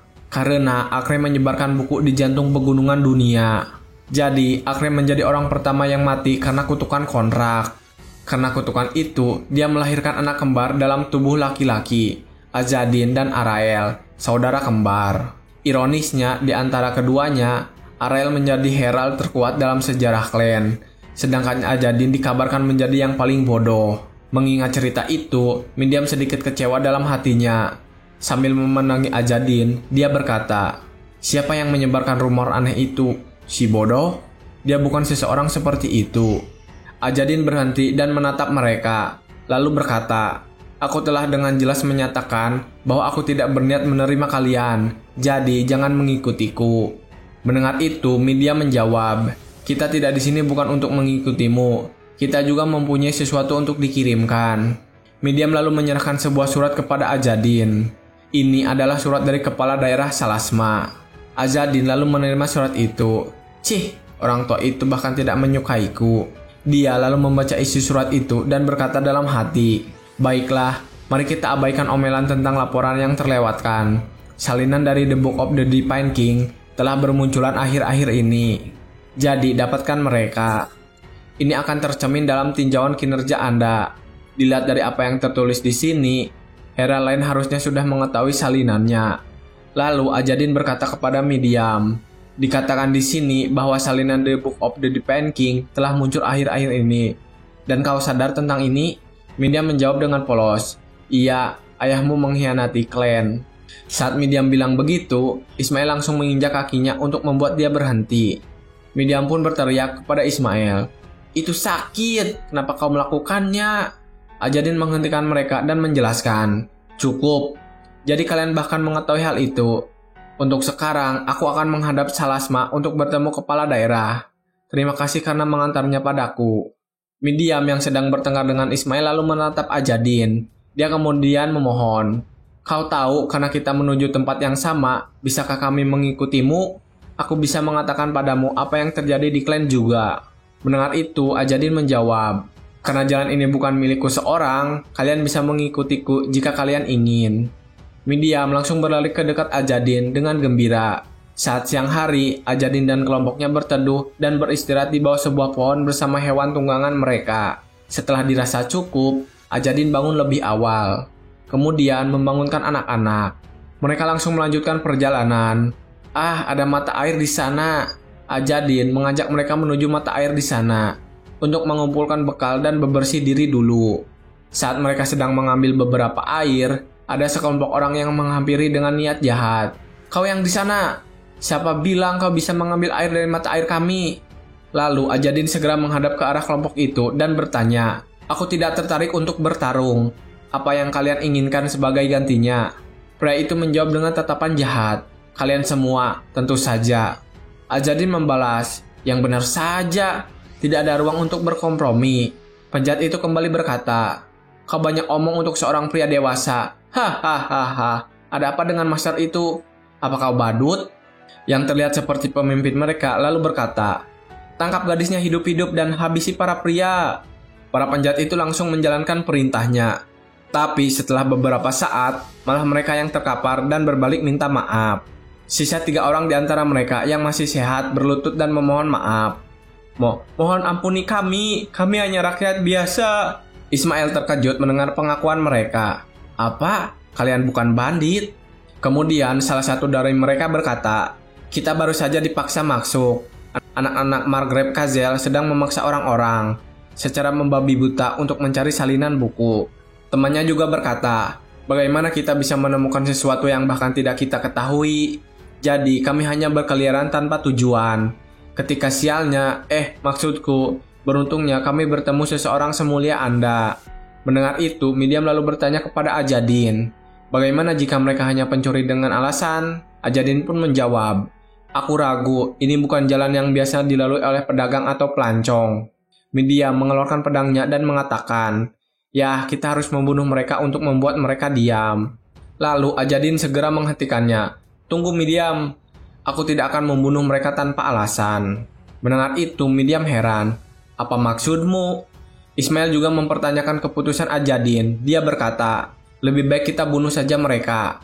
Bahkan jika mereka orang baik, ada kemungkinan kita akan ketahuan jika kita membiarkan mereka hidup." Tapi Ajadin tetap tidak ingin membunuhnya. "Tapi itu bukan berarti aku harus membunuh mereka untuk kenyamananku. Setiap orang berhak mendapatkan kesempatan kedua." Mendengar penjelasan Ajadin, orang-orang itu sangat gembira Ya, tentu saja. Hidup seorang sangat penting. Seperti yang diharapkan dari seseorang yang begitu mulia, Anda benar-benar baik hati. Temannya juga berkata, hehe, kau yang terbaik. Aku jamin kamu dan keluargamu akan mendapatkan keberuntungan besar karena kebaikanmu. Saat mereka banyak bicara, Ajadin langsung membentak mereka. Diam! Ismail dalam hatinya berkata, aku sering melihat beberapa orang menolak untuk membunuh. Aku tidak menyangka aku melihat orang dari klan Herald. Saat dia berpikir seperti itu, Ajadin sudah mengajar seorang dari mereka dengan keras. Midiam dan Ismail terkejut melihat sikap Ajadin. Tapi Ajadin menikmatinya. Bagus, itu serangan yang tepat mengenai matanya. Pastikan kalian tidak bergerak terlalu banyak. Kalian berdua, satu gerakan salah dan wajah kalian akan meledak. Melihat tingkahnya, orang yang tadi ketakutan. Orang itu berkata, tapi kau berjanji akan membebaskan kami. Lalu dengan tatapan yang kejam, Ajadin berkata, iya, aku akan membebaskanmu, tapi hanya setelah memberikan luka permanen, sehingga kalian tidak bisa menyakiti orang lain meskipun kalian tidak segera bertobat. Midiam dan Ismail lalu berdiskusi. Aku pikir ini bagus juga. Dan tak lama kemudian, Ajadin memulai penyiksaan kepada mereka. Teriakan-teriakan mulai terdengar dari mereka. Setelah Ajadin selesai, dia melepaskan mereka. Mereka sangat menyesal. Dan tentu karena mereka semua dikebiri oleh Ajadin, jadi masa depan mereka sudah terancam. Dalam perjalanan itu, ketua mereka menggerutu. Anak sialan, jika aku bertemu dia lagi, aku akan memberinya pelajaran. Tapi saat mereka sedang berjalan pulang, tiba-tiba saja sebuah tangan monster memegang kepalanya dan meremasnya sampai hancur. Temannya yang bersamanya seketika ketakutan, mereka langsung mengeceknya. Ketika mereka melihatnya, ada seekor monster yang sangat besar. Sedang mengambil teman mereka juga. Monster itu berkata, makanan, kau adalah makanan siap saji. Lalu monster itu melemparkan orang tadi ke keranjang di punggungnya. Dia kemudian mengambil seorang lagi dan berkata, kau milikku Goldu. Monster itu mengambil orang-orang ini. Ketika melihat kota, monster ini berkata, manusia, desa, besar, dan pertahanan kokoh, daging di mana-mana. Dengan air liur mengalir dari mulut monster itu. Kembali ke Ajadin, mereka semua terus berjalan menuju kota Salasma. Dalam perjalanan itu, Midiam berkata, awalnya kukira kau hanya bersikap santai. Jadi aku terkejut. Tapi aku rasa taktik itu tidak buruk. Kita bahkan mengambil kembali semua senjata. Ajadin lalu membalas, agak sulit untuk mengerti orang lain jika tidak di posisi yang sama. Kehilangan mata punya konsekuensi yang lebih besar dari yang kau kira. Mereka yang seharusnya menjadi korban penyerangan, sekarang berubah menjadi orang-orang yang mereka takuti. Aku yakin itu adalah kesempatan yang bagus agar mereka bertobat atau perbuatan mereka di masa lalu. Ismail lalu berkata, kesempatan untuk bertobat. Kau membiarkan mereka dan memberi mereka kesempatan untuk menyucikan jiwa mereka. Ajadin turun dari tunggangannya dan berkata, walaupun topik pembicaraan itu menggangguku. Midiam bertanya, pembicaraan apa? Ajadin menjelaskan, mereka bilang Maghreb Kajel sedang mencari salinan buku di Pine King. Ismail pun menjawab, tapi Maghreb Kajel kalah dalam perang. Apa menurutmu dia mencoba untuk naik pangkat dengan memakai buku yang ada kekuatan sihirnya? Lalu Ajadin menjelaskan, seorang tokoh politik yang bertekad untuk memperoleh kekuasaan, itu berbahaya. Aku harus membuka topeng ini karena itu menunjukkan kalau aku bentara. Kita harus hati-hati sampai kita keluar dari wilayah Maghreb Kajel. Setelah berkata seperti itu, Ajadin lalu membuka topengnya. Dan kedua anak itu terkejut saat melihat wajah asli Kajel. Apa? Apa ini asli? Kamu tidak punya mata? Ya, dan begitulah, Ajadin telah kehilangan kedua matanya dari lama. Ajadin tidak menjawab langsung. Dia hanya terus merapihkan penampilannya untuk menyamar. Ismail lalu berkata, tapi kau tidak terlihat kesusahan walaupun kau tak bisa melihat. Bagaimana caranya? Ajadin pun menjawab, aku juga tidak tahu. Sejak aku lahir, aku tidak bisa melihat. Midiam tiba-tiba saja mendekati Ajadin dan memperhatikannya. Ajadin bertanya, ada apa? Bicaralah kalau ada yang mengganjal. Midiam lalu menjelaskan, kamu terlihat tampan kalau semisal tidak terluka. Kayaknya kamu itu memang ganteng, tapi mengalami kecelakaan makanya kamu kehilangan mata. Aku rasa kamu lebih baik begini daripada ganteng tapi matanya jelek. Mendengar itu, Ismail mengingatkan Midiam. Aku rasa kau tidak perlu bicara soal itu. Lalu Ajadin meraih tunggangannya dan berkata, kau bicara hal yang sama seperti orang yang memberi luka di wajahku. Mendengar itu, Midiam bertanya penasaran. Siapa itu? Lalu Ajadin menceritakannya. Nama dia Arael. Dia bilang kalau aku aneh karena memiliki mata yang seharusnya ada di sana. Dan dia setidaknya dapat membayangkan bahwa dulunya ada mata di tempat yang seharusnya ada. Jika dia melukainya, dia memotong di depan wajahku, mengatakan bahwa itu akan lebih baik. Berkat dia, aku jadi bisa pura-pura buta. Aku tidak masalah saat aku sendiri, tapi saat Ajadin sedang bercerita, Midiam segera berkata, kalau begitu, kami hanya perlu pura-pura mengira kamu buta kan? Dengan simpel, Ajadin menjawab, betul. Setelah mengobrol sepanjang jalan, mereka akhirnya melihat sebuah kota di depan mereka. Mereka segera bergerak menuju pintu masuknya. Saat sudah dekat, mereka melihat ada antrian yang lumayan panjang. Melihat itu, Ismail berkata, aku bisa melihat gerbangnya. Antriannya panjang juga. Ajadin menjawab, sudah lama sekali sejak aku lewat gerbang ke desa dari arah barat. Midiam juga berkata, itu adalah desa di mana Imperial Road dimulai. Bagaimana menurutmu? Bukankah ini titik awal yang cukup bagus untuk perjalanan kita? Ajadin pun menjawab, berisik. Aku hanyalah penziarah yang sedang melakukan ziarah sendirian, dan kalian hanyalah bocah yang ikut denganku. Ajadin kemudian memanggil Ismail dengan sebutan aneh. Hei mata anjing, apakah seperti ini keadaannya saat terakhir kali kamu di sini? Ajadin bertanya karena melihat ada yang tidak beres dengan penjaganya. Mendengar itu, Midiam menjawab, pada dasarnya mereka mencuri. Sedangkan Ismail menjawab, enggak, ini gak seburuk sebelumnya. Ajadin pun berkata, jadi begitu, mereka sedang mencari sesuatu. Jika mereka mencari dengan seksama, maka saat mereka sedang mengobrol, ada seorang lelaki tua yang bertanya kepada Ajadin, apa kau tidak bisa melihat? Mendengar itu, Ajadin menjawab, tidak pak, mereka hanyalah yatim yang ikut berziarah denganku. Si lelaki tua mengatakan, ya ampun, pasti susah sekali. Lelaki itu merasa kasihan kepada Ajadin. Mendengarnya, Ajadin menjawab dan bertanya, tidak juga, tapi apa yang sedang terjadi? Lelaki itu menjelaskan, apa kau belum pernah dengar rumor soal beredarnya salinan buku di Pine King? Ajadin pun bertanya, tidak, buku apa itu? Lelaki itu kembali menjelaskan, rumor mengatakan bahwa ada beberapa anggota klan Herald membuat salinan buku tersebut setelah mencurinya, dan salinan ini ada di seluruh dunia. Bajingan yang ada di bawah Maghreb Kazel sedang memburu buku-buku itu. Tetap saja, itu kacau. Lalu Ajadin malah berbicara sendiri. Jadi pecundangnya ada lebih dari satu ya? Mendengar itu, lelaki bertanya, apa? Ajadin pun menjawab, tidak ada. Dia lalu bergumam dalam hatinya, ini buruk, ini akan menjadi sedikit lebih sulit. Saat dia sedang berpikir, tiba-tiba saja ada seseorang yang menghentikan penjaga dan berteriak memohon. Aku butuh uang untuk keluargaku makan. Apa kau sedang mencari buku di Pine King? Tapi kenapa kau mengambil uangku? Penjaga itu bukannya mengembalikan milik orang itu, dia malah melepaskan dan menghajar orang itu sampai terjatuh ke tanah dengan keras. Lalu para penjaga itu beralasan, Grimoire punya banyak bentuk. Siapa tahu bentuknya berupa uang. Kami akan periksa terlebih dahulu dan kami akan kembalikan jika ini bukan di Pine King. Lelaki itu tak berdaya jika harus melawan para penjaga. Jadi dia saat ini hanya bisa diam saja. Tapi saat itu tiba-tiba saja ada seorang anak perempuan yang membentak para penjaga. Ini pencurian, pencuri itu jahat, kembalikan. Tapi ketiga penjaga tersebut malah menakuti dan mengancam anak kecil itu. Bocah, jangan banyak bicara, apa kau mau dipukul? Lelaki itu segera melindungi anak perempuan. Hentikan, kamu mengancam anak kecil, ini kekejaman. Tapi saat dia melindunginya, penjaga itu malah menghajar lelaki itu. Bacot. Lelaki itu langsung tersungkur ke tanah. Penjaga pun berkata, heh, kalau ngajarin anak tuh yang bener, lanjut.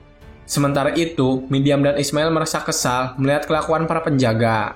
Midiam berkata, bajingan itu, mau berantem hah? Ismail juga berkata, apa yang harus kita lakukan? Ajadin berusaha menahan mereka berdua. Tunggu. Saat dia sedang mengobrol, tiba-tiba saja ada orang yang berlari dengan tergesa-gesa dan melapor kepada para penjaga dengan berbisik-bisik. Semua orang bertanya-tanya, ada apa? Kenapa mereka terburu-buru? Ajadin yang bisa mendengar mereka memberitahunya, ada ogre di dekat sini. Ajadin memberitahu mereka, ada ogre di dekat sini. Mendengar itu, semua orang terkejut. Hah? Apa? Ajadin kembali menjelaskan, iya, aku dengar apa yang dia bicarakan, karena aku mendengar dengan jelas. Saat mereka sedang memperhatikan, para penjaga sudah masuk duluan dan menutup rapat gerbang masuknya. Semua pengunjung kemudian mulai ribut. Mereka menutup gerbangnya. Hei, buka gerbangnya. Woi, buka. Sementara itu di dalam gerbang, para penjaga sedang sibuk berdiskusi bersama salah satu anaknya Maghreb Kajel yang bernama Tarkib. Di kereta kuda, Tarkib bertanya kepada para penjaga, "Apa kau yakin gerbangnya sudah ditutup?" Penjaga mereka menjawab, "Kami sudah yakin, Tuan." Tarkib lalu beranjak dan memasuk ke kereta. "Kita sudah mengecek dan tidak ada salinan di Panking, jadi ayo kita pergi dari sini." Di saat dia baru saja duduk di kereta, seorang penjaga lokal memanggilnya. Tuan Tarkib, apa yang harus kami lakukan?" Tarkib hanya menjawab dengan simpel, "Kalian usir ogre dan monster yang mendekat. Kalian kan sudah dilatih untuk melawan mereka." Penjaga lokal itu bergumam dalam hatinya, "Kau hanya mengajari kami sekali." Lalu dia berkata lagi, "Kalau begitu, biarkan orang lain di luar untuk masuk. Saya akan komando pertahanan dari sini." Tapi Tarkib malah mengejeknya. "Hahaha, kau bukan kesatria, mau apa kau?" Penjaga lokal itu menggerutu dalam hatinya. "Sial, aku tidak mau mendengar itu dari kesatria yang malah kabur sekarang." Tarkib berkata lagi, "Oke, aku serahkan ini padamu. Apa itu sudah cukup? Aku pergi. Bye-bye." Akhirnya setelah pembicaraan itu, Tarkib melarikan diri dari sana. Penjaga lokal itu lalu berdiam diri di sana dan hanya melihat kepergian tuannya yang sombong. Saat dia sedang melamun, tiba-tiba tanahnya bergetar. Dia berkata, Tanahnya bergoncang." Lalu ada seseorang yang sedang bersembunyi dengan ketakutan. Dia terus bergumam dalam hatinya, "Kita sekarang harus kemana? Apa kita akan dibunuh monster? Aku gak mau mati." Masih dalam ketakutannya, dia memberanikan diri untuk melihat keluar. Pada saat dia melihat keluar, ketakutannya malah semakin bertambah. Yang dilihatnya hanyalah banyaknya monster yang sedang bergerak dengan kompak sambil berteriak dengan semangat, "Daging, daging, daging." Juga seorang dari menara pengawas yang sangat terkejut melihat banyaknya kelompok monster yang mengarah ke desa mereka. Apalagi mereka yang masih berada di luar gerbang. Hari menjelang malam, Ajadin dan anak-anak berhasil masuk dan langsung pergi bersama para wanita, juga orang tua yang menyelamatkan diri. Dalam perjalanan itu, ada seorang wanita yang memberikan sebuah lentera pada Ismail. Wanita itu berkata, "Medan jalannya akan semakin sulit mulai sekarang. Tuntun adikmu dan pamanmu dengan hati-hati. Ini lentera tambahan, pegang yang erat." Ismail menerima lentera itu dan berterima kasih. Terima kasih, aku akan menjaga pamanku, tidak usah khawatir." Melihat hal itu, Ajadin dalam hatinya berkata, "Sepertinya orang-orang akan bertindak jauh lebih baik kalau aku berpura-pura buta."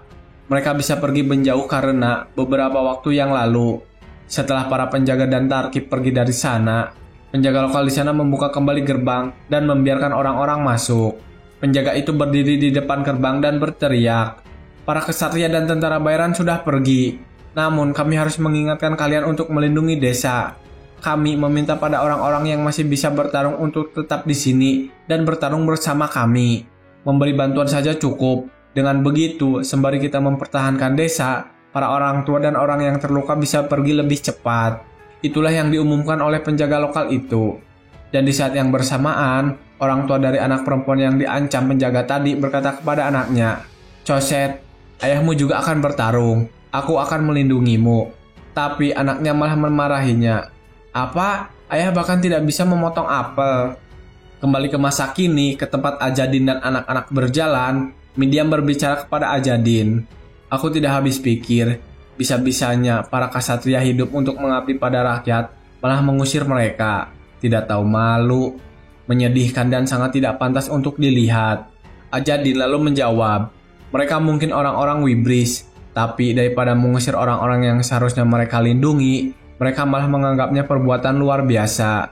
Mendengar itu, Midian menjawab, "Sudah aku duga. Aragasa pasti merasa aneh saat bersimpati pada orang-orang Wibris." Ajadin lalu berhenti dan berkata, "Tidak penting, aku juga merasakan itu. Kita berpisah di sini." Setelah mengatakan itu, Ajadin langsung pergi. Mereka berdua berkata, "Hei, tunggu, paman, kau pergi kemana?" Sementara itu, di gerbang masuk desa, orang-orang yang tinggal sudah bersiaga dengan senjata mereka. Pada barisan depan, seorang pria berkata pada kaptennya, "Kapten, monsternya terlalu banyak." Di hadapan mereka, gelombang monster itu sudah tiba. Lalu dari kumpulan monster, salah satu ogre besar yang terus mengeluarkan air liur berteriak, "Namaku Goldu."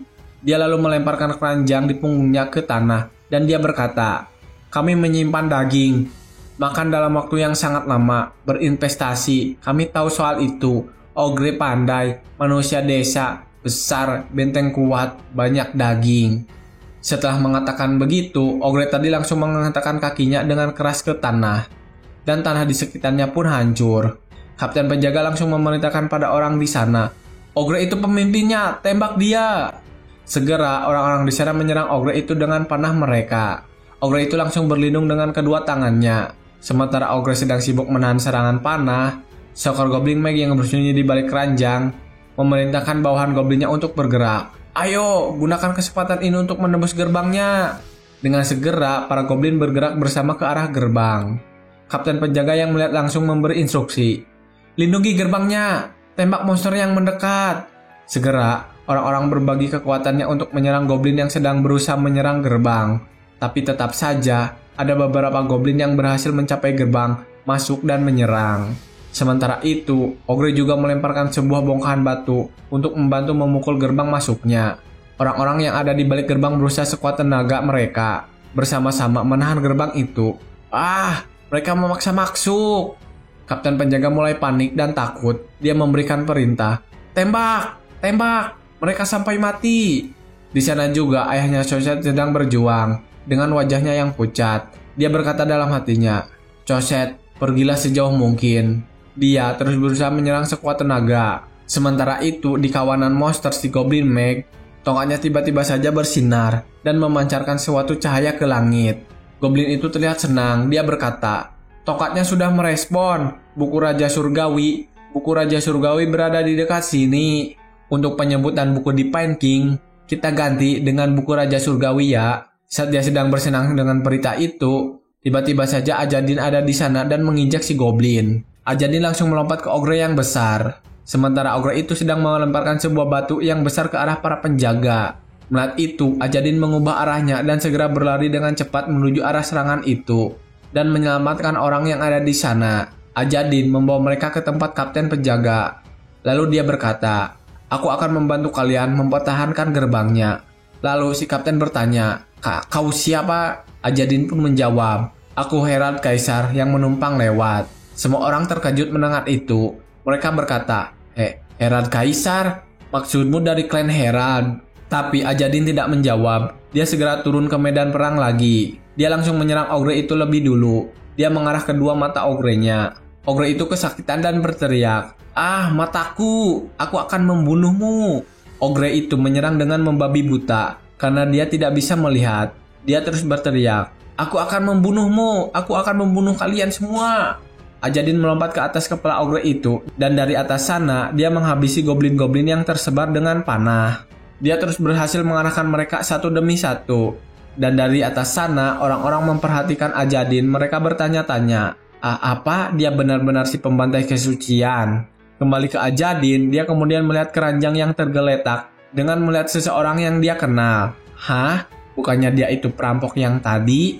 Terlihat perampok yang tadi berpapasan dengan Ajadin yang sedang merangkak keluar dari keranjang. Juga Goblin Mag yang dia kalahkan tadi sedang berdiri dengan tingkah yang aneh. Goblin itu terus memandangi langit dan berkata, buku Raja Surgawi, aku akan menjadi Raja Taring. Setelah berkata seperti itu, tubuhnya mulai berubah. Mulai dari tangannya yang terus membesar dan mengeluarkan banyak rahang di seluruh tangan itu, dia terus berteriak, aku akan menjadi Raja Taring. Ajadin juga merasakan hawa itu dan memperhatikan ke arahnya. Dia berkata, apa itu? Sepertinya berhadapan dengan makhluk itu bakal sulit. Di saat dia sedang memperhatikan, makhluk itu langsung menyerang ke arahnya. Melihat serangan itu, Ajadin langsung melompat dari kepala si Ogre dengan cepat. Monster aneh itu mengenai Ogre dan dalam sekejap, monster itu langsung mulai menelan Ogre itu dengan rakus. Ogre yang sedang dilahap merasa sakit dan terus berteriak, sakit, Goldu kesakitan, aku suka makan, tapi aku tidak suka dimakan. Monster aneh itu akhirnya berhasil melahap Ogre sepenuhnya. Orang-orang di benteng sangat ketakutan melihat wujud monster itu. Sementara Ajadin berhasil menjauh sebelum menjadi santapan monster, lalu dia berkata, Godkin Kart, Raja Taring. Setelah dia berkata seperti itu, dari gumpalan monster itu, goblin kecil tadi muncul, dan dia mengeluarkan tongkatnya. Kemudian tongkat miliknya bersinar. Sinarnya langsung mengarah ke dada Ajadin. Setelah sinar itu menghilang, lembaran buku yang disembunyikan Ajadin bersinar. Lalu goblin tadi berteriak, "Sekarang, pelayan Niegas, berikan buku Raja Surgawi padaku. Kalau kau melakukannya, aku akan membunuhmu dalam sekejap tanpa rasa sakit." Tapi saat dia berbicara seperti itu, Ajadin sudah menyerangnya dengan panah. Goblin itu langsung marah. "Kau berani menantangku?" Ajadin dalam hatinya berkata, "Yang barusan itu cahaya apa? Apa cahaya itu mengarah ke buku Raja Surgawi?" Saat dia sedang berpikir, monster itu menyerang Ajadin. Ajadin segera menghindari serangannya. Sambil terus menghindar, Ajadin juga berpikir, buat apa monster ini mencari salinan buku Raja Surgawi? Ajadin terus bergerak untuk menghindari serangan-serangan yang tidak terhenti. Bahkan monster itu menyerang monster lain yang ada di jalurnya. Tidak peduli dia adalah kawannya sendiri. Monster itu terus mengejar Ajadin. Hingga satu waktu dia memblokir jalan Ajadin. Lalu Ajadin mengeluarkan pedangnya dan membelah monster itu. Dia lalu memotong banyak taring monster itu juga. Ajadin berkata, "Taring ini terlalu besar untuk badanmu. Taring yang akarnya tidak tertanam dengan dalam itu lemah." Monster itu semakin marah. Ia berteriak, "Tutup mulutmu, aku adalah Raja Taring." Ajadin lalu menjawab, "Tidak, kau bukan Raja Taring. Kau cuma makhluk tidak berguna yang diciptakan oleh Raja Taring." Ajadin kembali menyerang monster itu. Tapi kali ini dia terkena sebuah serangan cairan asam yang membuat pedangnya meleleh. Melihat itu dia berkata, "Sepertinya baja juga bisa berkarat jika terkena ini." Lalu Ajadin langsung membuang pedangnya yang sudah meleleh akibat cairan berwarna ungu tersebut. Merasa belum bisa mengalahkan Ajadin, monster itu kembali mengamuk. "Yah, mati!" Monster itu langsung menyerang dengan ganas. Ajadin terus menghindari sambil mencari kesempatan menyerang balik. Dalam hatinya dia berkata, "Bukannya aku rugi ya kalau mengalahkan monster itu tanpa menerima koin emas." Tapi saat dia sedang berpikir tentang imbalan apa yang akan dia dapatkan, orang-orang di belakangnya membantunya dengan menyerang monster itu menggunakan panah mereka. Melihat itu, Ajadin terkejut. "Tembak, tembak! Kita harus membantu anggota klan Herald itu." Tapi saat ketua penjaga berkata begitu, orang-orang di sana menjadi ragu-ragu. Mereka berkata, Tapi membantu klan Herald, kalau gereja raja mendengar soal ini, kita akan dituntut karena melakukan kejahatan besar." Tapi ketua penjaga memberitahu mereka, "Orang-orang dari gereja raja sudah menelantarkan kita. Mereka itu siapa sampai-sampai mau menghukum kita?" Mendengar ucapan kapten penjaga membuat mereka tersadar. Salah satunya adalah ayah Coset. Dia terus menyerang dengan panahnya.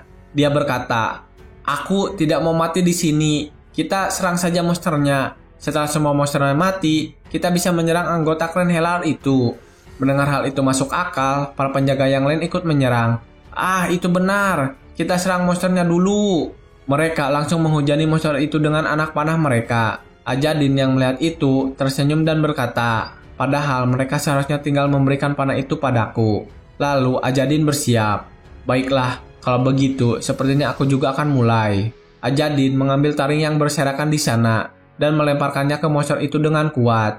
"Bagus, segini saja sudah cukup." Ajadin langsung menyerangnya lagi terus-menerus menggunakan taring monster itu. Monster itu langsung mengetai Ajadin. Kau beraninya menyerangku?" Ajadin lalu berkata, "Ini kan taringmu sendiri, kenapa kau malah marah? Aku kan cuma mengembalikan taringmu." Mendengar itu, monster itu malah semakin mengamuk. "Aku akan menjadi Raja Taring. Aku akan menjadi makhluk yang lebih kuat."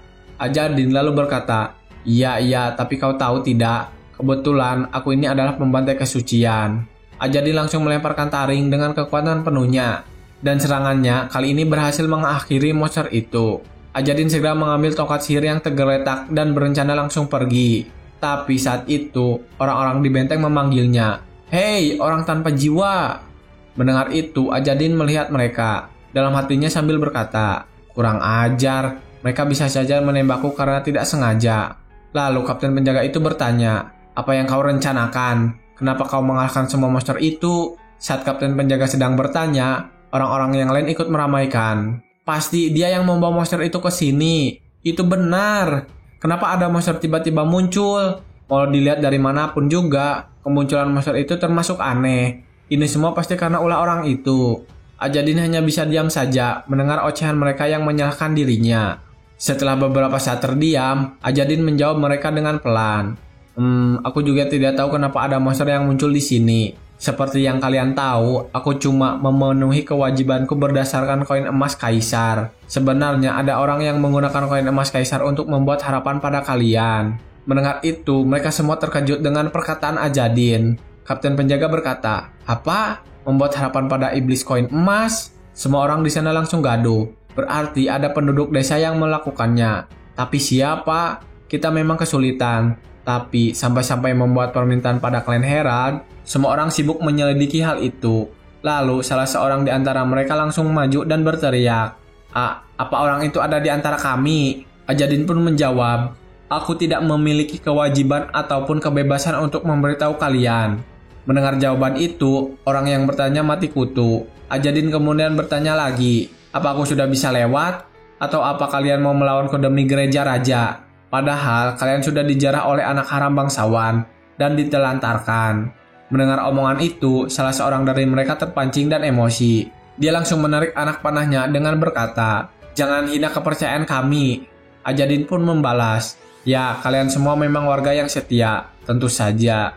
Sementara Ajadin sedang berdebat dengan para penjaga, perampok yang dikurung berhasil keluar dari keranjang dan selamat. Tapi saat dia keluar, dia terkejut melihat Ajadin ada di sana di hadapannya. Dia langsung ketakutan sekali lagi. Ajadin yang akan pulang tak sengaja melihatnya.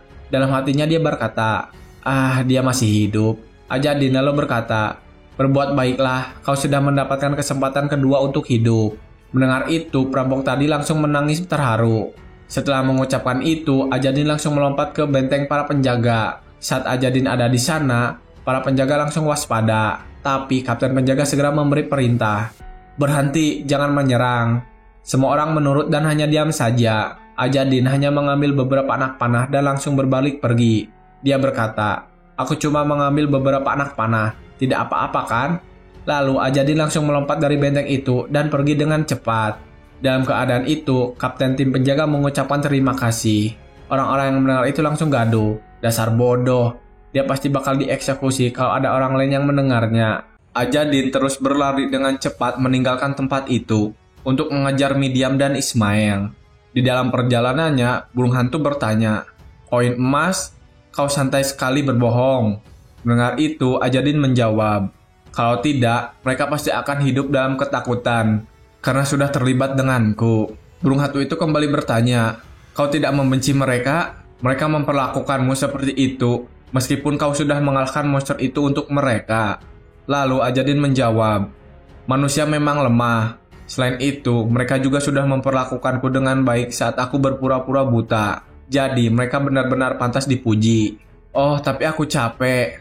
Aku sudah capek karena berlari sejauh ini. Tapi aku malah bertarung tanpa mendapatkan koin emas. Menyusahkan sekali." Ajadin terus berlari dengan kecepatan penuhnya. Dan setelah beberapa saat, dia melihat Midiam dan Ismail. Saat mereka melihat Ajadin, mereka langsung menyambutnya. Ajadin, kau sudah sampai?" Ajadin kemudian menceritakan apa yang terjadi di sana. Setelah selesai, mereka berdua terkejut. "Hah? Keturunan? Kau mengalahkan keturunan Kurt?" Ajadin pun menjawab, "Dia tidak sekuat itu kok." Ismail lalu berkata, "Kau membuang-buang energimu. Kau bahkan tidak mendapatkan koin emas." Midiam langsung memandang tajam Ismail. Ajadin pun menjawab sambil mengenakan mantelnya. Midiam bilang kalau membantu dan melindungi orang lain adalah hal yang indah. Hidup jadi membosankan kalau tidak diisi keindahan. Midiam juga mengejek Ismail. Ismail dari dulu memang tidak seru. Ajadin pun bertanya, "Sepertinya kalian berhasil kabur. Apa mereka membiarkan kalian pergi?" Midiam pun menjawab, "Mereka awalnya mencoba untuk menghentikan kami. Tapi dia bilang kalau kami akan mengalahkan monster yang lemah. Setelah itu mereka membiarkan kami pergi." Ismail juga berkata, "Mereka memang baik. Mereka bahkan memberikan obor ini pada kami. Ya, sepertinya mereka tidak tahu kalau kita ini Aragasa." Lalu Midiam menyombongkan dirinya. Dan mungkin karena kecantikan wajahku. Mendengar itu, Ajadin menjahili Midiam. "Oh, masa? Bukan karena kamu masih bocah, tapi karena kecantikanmu? Oke, baiklah."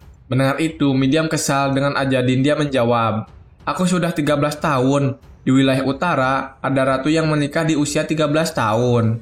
Ajadin pun tidak membalas lagi. Dia lalu mengambil tongkat goblin tadi dan menunjukkan kepada Midiam. Midiam, apa kau mengenal ini? Melihat itu, Midiam mengambilnya. Tongkat sihir? Ajadin lalu menjelaskan, tongkat ini tadinya milik keturunan Gold. Midiam lalu berkata, aku harus berkonsentrasi keras untuk ini, staminaku tidak cukup saat ini. Dan saat dia sedang berusaha, Midiam mengingat suatu, dia lalu bertanya, apa kau sudah mengakuiku sebagai bawahanmu? Ajadin pun menjawab, kau pikir aku tidak bisa meminta bantuan dari sesama Aragasa untuk itu? Lalu Midiam berkata, kalau begitu bantu aku sebagai balasannya. Ajadin pun menjawab, astaga baiklah, kalau bisa memeriksanya mulai besok. Setelah berkata seperti itu, Ajadin langsung melompat ke atas pohon. Midiam pun bertanya, kau mau pergi kemana? Ajadin menjawab, aku harus bergegas, ikuti aku. Midiam bertanya lagi, buat apa kita bergegas? Ternyata Ajadin bergegas untuk mengejar orang-orang yang sedang meninggalkan desa. Dia tiba-tiba muncul dari semak-semak. Ada seorang wanita yang menyadari hal itu. Dia langsung menghampiri Ajadin dan bertanya, oh, kau kapan sampai di sini? Padahal anak-anak sedang mencarimu. Ajadin pun menjawab, aku tadi tersesat. Mereka itu pintar. Mereka akan segera menyusul. Yang lebih penting lagi, aku mendengar sorakan kemenangan dari para penduduk desa. Mendengar pernyataan Ajadin, wanita dan para pengungsi di sana terkejut. Lalu Ajadin menjelaskan lagi, seperti yang kau tahu, pendengaranku ini luar biasa. Sepertinya tidak apa-apa kalau kalian pulang ke desa sekarang. Apa kau bisa memberi sinyal kepada mereka dari tempat ini? Wanita itu berpikir sebentar, tapi saat dia sedang berpikir, ada seorang pria menunjuk ke arah lain dan berkata, di sana, lentera yang ada di gerbang menyala. Kumpulan pejuang pasti berhasil mempertahankan desa. Semua orang lalu segera melihat ke arah gerbang desa mereka yang ditinggalkan. Terlihat oleh mereka, lentera di sana bersinar terang. Sangat jelas dilihat dari kegelapan malam. Semua orang langsung bersorak mengetahui para pejuang yang berhasil mengalahkan gelombang monster itu. Dan saat mereka sedang merayakannya, Ajadin memberi saran kepada wanita tadi. Kau sebaiknya mengirimkan orang dalam jumlah kecil untuk memeriksanya dulu. Wanita itu pun menjawab, baiklah. Dia juga melihat ke arah Ajadin, tapi Ajadin sudah tidak ada di sana. Dia pergi kemana? Ajadin langsung pergi dengan cepat dari sana. Dalam perjalanannya, dia berkata, aku terlalu malas untuk melakukan ini. Rasanya aku pasti bakal tertidur kalau berbaring sekarang. Asap apa tuh?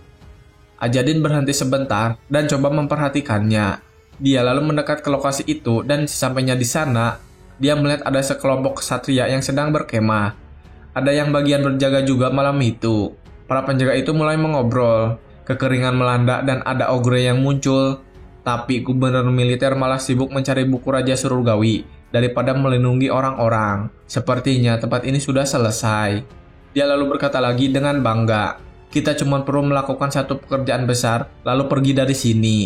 Kalau kita dipekerjakan dalam waktu yang lama, upahnya juga bakal naik. Jadi aku sih terima-terima saja.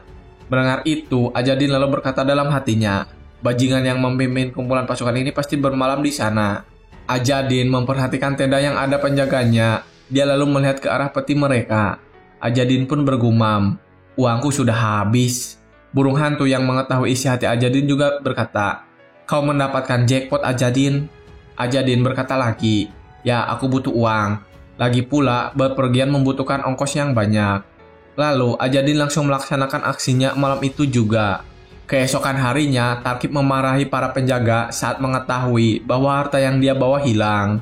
Dia lalu berkata, kau sedang bercanda sekarang. Kau membiarkan harta rampasannya dicuri. Bukan untuk ini aku memperkerjakan kalian. Para prajurit lalu menjawab, tapi kami disergap. Kami bahkan tidak punya waktu untuk merespon. Tarkib lalu menyalahkan seorang lagi yang sedang duduk di belakangnya. Sebut saja si Gondrong. Hei, katakan sesuatu, ini tanggung jawabmu. Tapi si Gondrong terus mengupas apel dengan tenang dan menjawab, kalau kau bilang begitu, maka ini pasti salahku. Tarkib pun tersenyum dan menunjuk kedua bawahannya. Dia berkata, aku akan memotong gaji dua orang ini. Kau tidak keberatan dengan ini kan? Si Gondrong pun menjawab, sesuai keinginanmu. Namun salah satu barang milikku juga hilang. Ini bukan ulah pencuri biasa. Mendengar itu, Tarkib pun bertanya, apa yang hilang? Lalu si Gondrong menjawab, aku tidak bisa memberitahumu itu. Tarkib lalu membalikkan badannya dan menjawab, berarti itu bukan hal penting, tidak masalah. Si Gondrong tadi kembali berbicara, Tuan Tarkib, si penyusup kecil itu akan pergi ke desa berikutnya. Tolong keluarkan perintah wajib militer untuk desa itu dengan otoritasmu. Tarkib lalu berpikir sebentar. Dia lalu menjawab, apa? Desa terdekat itu adalah pos pemberhentian umum bukan? Tempat itu dikelola oleh seorang bangsawan. Jadi itu akan sulit. Dan kenapa aku harus melakukannya? Tarkib menunjuk ke arah orang tadi dengan tatapan mengesalkan. Dia berkata lagi, apa kau sedang memerintahku sekarang? Tapi si Gorong ini malah tersenyum dan berkata, ya tidak masalah, aku akan menjarah tempat itu atas namamu. Setelah mengucapkan itu, si Gondrong langsung menusuk Tarkib dengan pisaunya. Wajah Tarkib langsung pucat, dia berkata, yah, bajingan. Bawahan Tarkib langsung mendekatinya. Kapten. Si Gondrong kemudian berkata lagi, jangan khawatir, belati itu adalah hadiah dari seorang penyihir. Tiba-tiba saja, belatinya berubah menjadi laba-laba. Laba-laba itu langsung menggali masuk ke dalam perut Tarkib. Semua orang yang melihatnya terkejut. Lah, laba-laba itu barusan. Tarkib berlutut sesaat setelah laba-laba itu masuk. Lalu si Gondrong berkata, kau seharusnya baik-baik saja untuk saat ini kan? Tarkib pun bertanya, apa yang sebenarnya kau lakukan padaku? Saat Tarkib sedang berteriak, si Gondrong langsung bersiul. Dan beberapa saat setelah suara siulan itu, Tarkib berguling di tanah merasa kesakitan. Si Gondrong lalu mendekat dan berlutut. Tenanglah Tuan Tarkib, laba-laba di tubuhmu hanya memberikan sedikit sengatan, itu saja. Si Gondrong juga menjelaskan, kau harus mendengarkan aku dengan seksama sekarang, atau laba-laba itu akan mulai bertelur di dalam tubuhmu. Begitu mereka menetas, itu akan menjadi tontonan. Setelah mendengar penjelasan itu, sambil memegangi perutnya yang sakit, Tarkib bertanya lagi, apa yang sebenarnya kau inginkan dariku? Si Gondrong langsung mendekati Tarkib dan memegang bahunya. Dia menatap Tarkib dengan mata yang menyeramkan, lalu berkata, aku akan menjarah pos pemberhentian umum dan menangkap tikus kecil yang mencuri barang milikku. Nah itu, Tarkib hanya bisa diam saja mendengar permintaan si Gondrong. Hari itu pun berlalu, hari sudah agak siang, Ajadin dan anak-anak masih beristirahat. Lalu si burung hantu membangunkan mereka. Sekarang sudah jam 10 pagi, bangunlah. Mindiam dan Ismail langsung bangun dari tidur mereka dan meregangkan badan. Sementara Ajadin sudah siap sebelum mereka bangun. Ajadin juga sudah memegang 2 buah tongkat sihir di tangannya. Mindiam yang melihatnya segera bertanya, Ajadin, apa kau selalu membawa 2 tongkat? Ajadin pun menjawab, ketika aku menjarah persediaan para tentara bayaran kemarin, aku menemukan tongkat yang sama. Ini persis sama seperti yang digunakan dukun goblin kemarin. Tolong periksa ini untukku. Ajadin kemudian menyerahkan tongkat itu kepada Mindiam. Tapi Ismail langsung merebut tongkatnya dan berkata, aku bisa melakukannya. Mungkin ini terkutuk. Ismail langsung mengecek tongkat itu dengan kekuatannya. Saat Ismail sedang melakukannya, Ajadin bertanya, apa kau melihat sesuatu? Ismail pun menjawab, aku melihat bayangan hijau dan hitam dalam pikiranku. Ajadin berkata lagi, jika itu adalah Raja Taring, kau akan melihat mana merah. Apa ini milik Kurt yang berbeda? Ismail kembali menjawab, ya fungsinya adalah untuk mencari target tertentu. Mendengar itu, Ajadin terkejut. Ismail menghentikannya dan menyerahkan kembali tongkat itu. Dia berkata, ini dibuat untuk menunjukkan sesuatu, tapi ini tidak tahan lama, jadi akan mudah rusak. Namun, pembuatannya memiliki kemampuan yang luar biasa.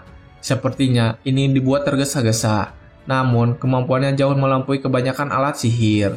Ajadin melihat kembali tongkat itu dan bergumam, sebuah tongkat yang dibuat untuk melacak salinan buku Raja Surgawi ya? Pasti ada lebih dari 1 tongkat seperti ini. Ya, berarti aku harus berurusan dengan lebih banyak pelacak mulai sekarang. Ajadin lalu memberi perintah. Untuk saat ini, mari kita lihat siapa yang kehilangan barang ini. Ajadin pun kembali lagi ke perkemahan Tarkib.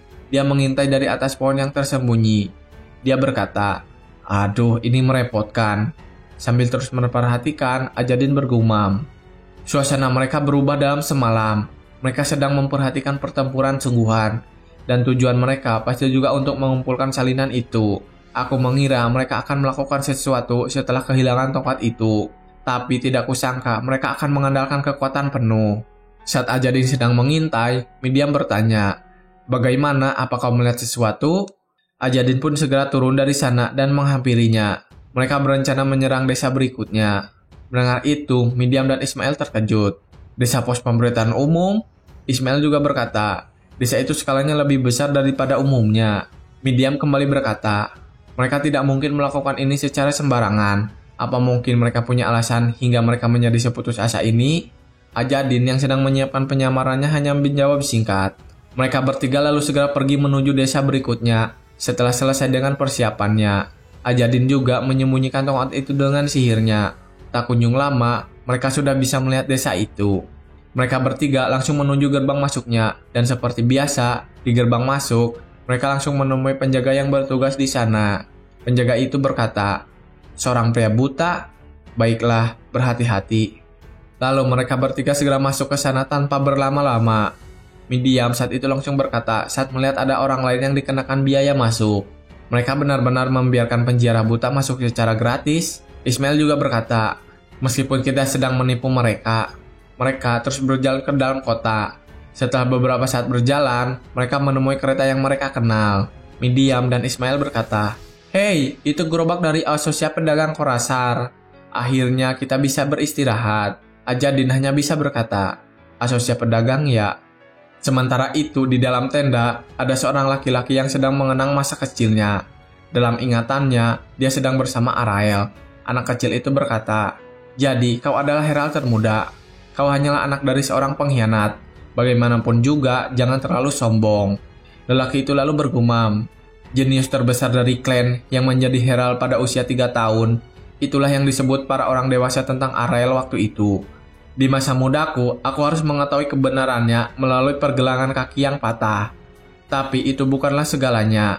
Arael jauh lebih daripada sekadar individu yang kuat." Di saat dia sedang melamun, dia mendengar suara bising di luar. Dia lalu tersadar. Suara apa ini? Kembali ke Ajadin sambil berjalan-jalan, Ajadin berpikir, belum lama ini Asosiasi Pedagang Korasar. Asosiasi ini dimulai sebagai perkumpulan pedagang kecil. Namun asosiasi ini berkembang dan sekarang dikenal sebagai organisasi besar di Korasar. Namun sebenarnya ini adalah salah satu organisasi bayangan yang dijalankan oleh klan Herald, dengan kata lain, oleh orang-orang Aragasa. Jadi semua pedagang dalam asosiasi ini adalah orang-orang Aragasa. Akan lebih menyenangkan jika kita bisa tetap rendah hati hari ini. Mereka bertiga terus berjalan karena segera ingin beristirahat dengan tenang. Tapi pada saat mereka sedang menuju penginapan, ada yang menghentikan Ajadin. Mereka berkata, "Siapa ini? Bukankah ini roh ke-108 yang terkenal, Tuan Ajadin? Apa 3 bulan terakhir berpura-pura menjadi Herald menjalan baik untukmu?" Mendengar itu, Ajadin hanya diam dan tidak membalas mereka. Lalu mereka terus mengejeknya. "Hah, kau sudah punya pelayan hanya dalam 3 bulan. Orang yang berbakat ya?" Ajadin pun menjawab, "Anak-anak ini bukan pelayanku. Lupakan, bantu aku mengganti sepatu kuda kambing ini. Kau bisa melakukan itu, bukan?" Salah seorang dari mereka lalu mengambil hewan itu sambil berkata, tentu saja, jika kau meminta, tentu saja kami harus melakukannya." Ajadin juga menyerahkan 1 kantung kepada yang lainnya. Dia berkata, "Tukarkan ini dengan uang juga. Bisakah kau memberiku anak panah Sungai Biru jika stoknya ada?" Orang itu lalu menerima tas itu dan mengejeknya lagi. "Wah, bukankah kau adalah orang yang menjadi Herald berkat rekomendasi tetua Kas? Meskipun tidak ada prosedur formal yang dilakukan." Teman yang lain juga ikut-ikutan. "Meskipun kau adalah si tukang ngompol yang tertinggal dalam latihan dasar?" Mereka lalu membuka tas yang dibawa Ajadin, lalu mengatainya lagi.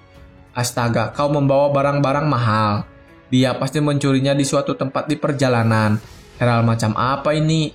Ajadin menghiraukan ejekan mereka, lalu meminta tolong. "Aku butuh pakaian ganti.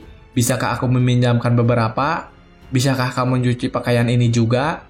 Melihat perlakuan mereka pada Ajadin, membuat Ismail dan Midiam kesal. Ismail berbisik pada Midiam, "Meskipun aku sudah mendugaannya, ini cukup buruk." Midiam pun menjawab, "Terlepas dari keadaan kelahirannya, Ajadin tetap seorang Herald. Membantunya adalah tugas mereka."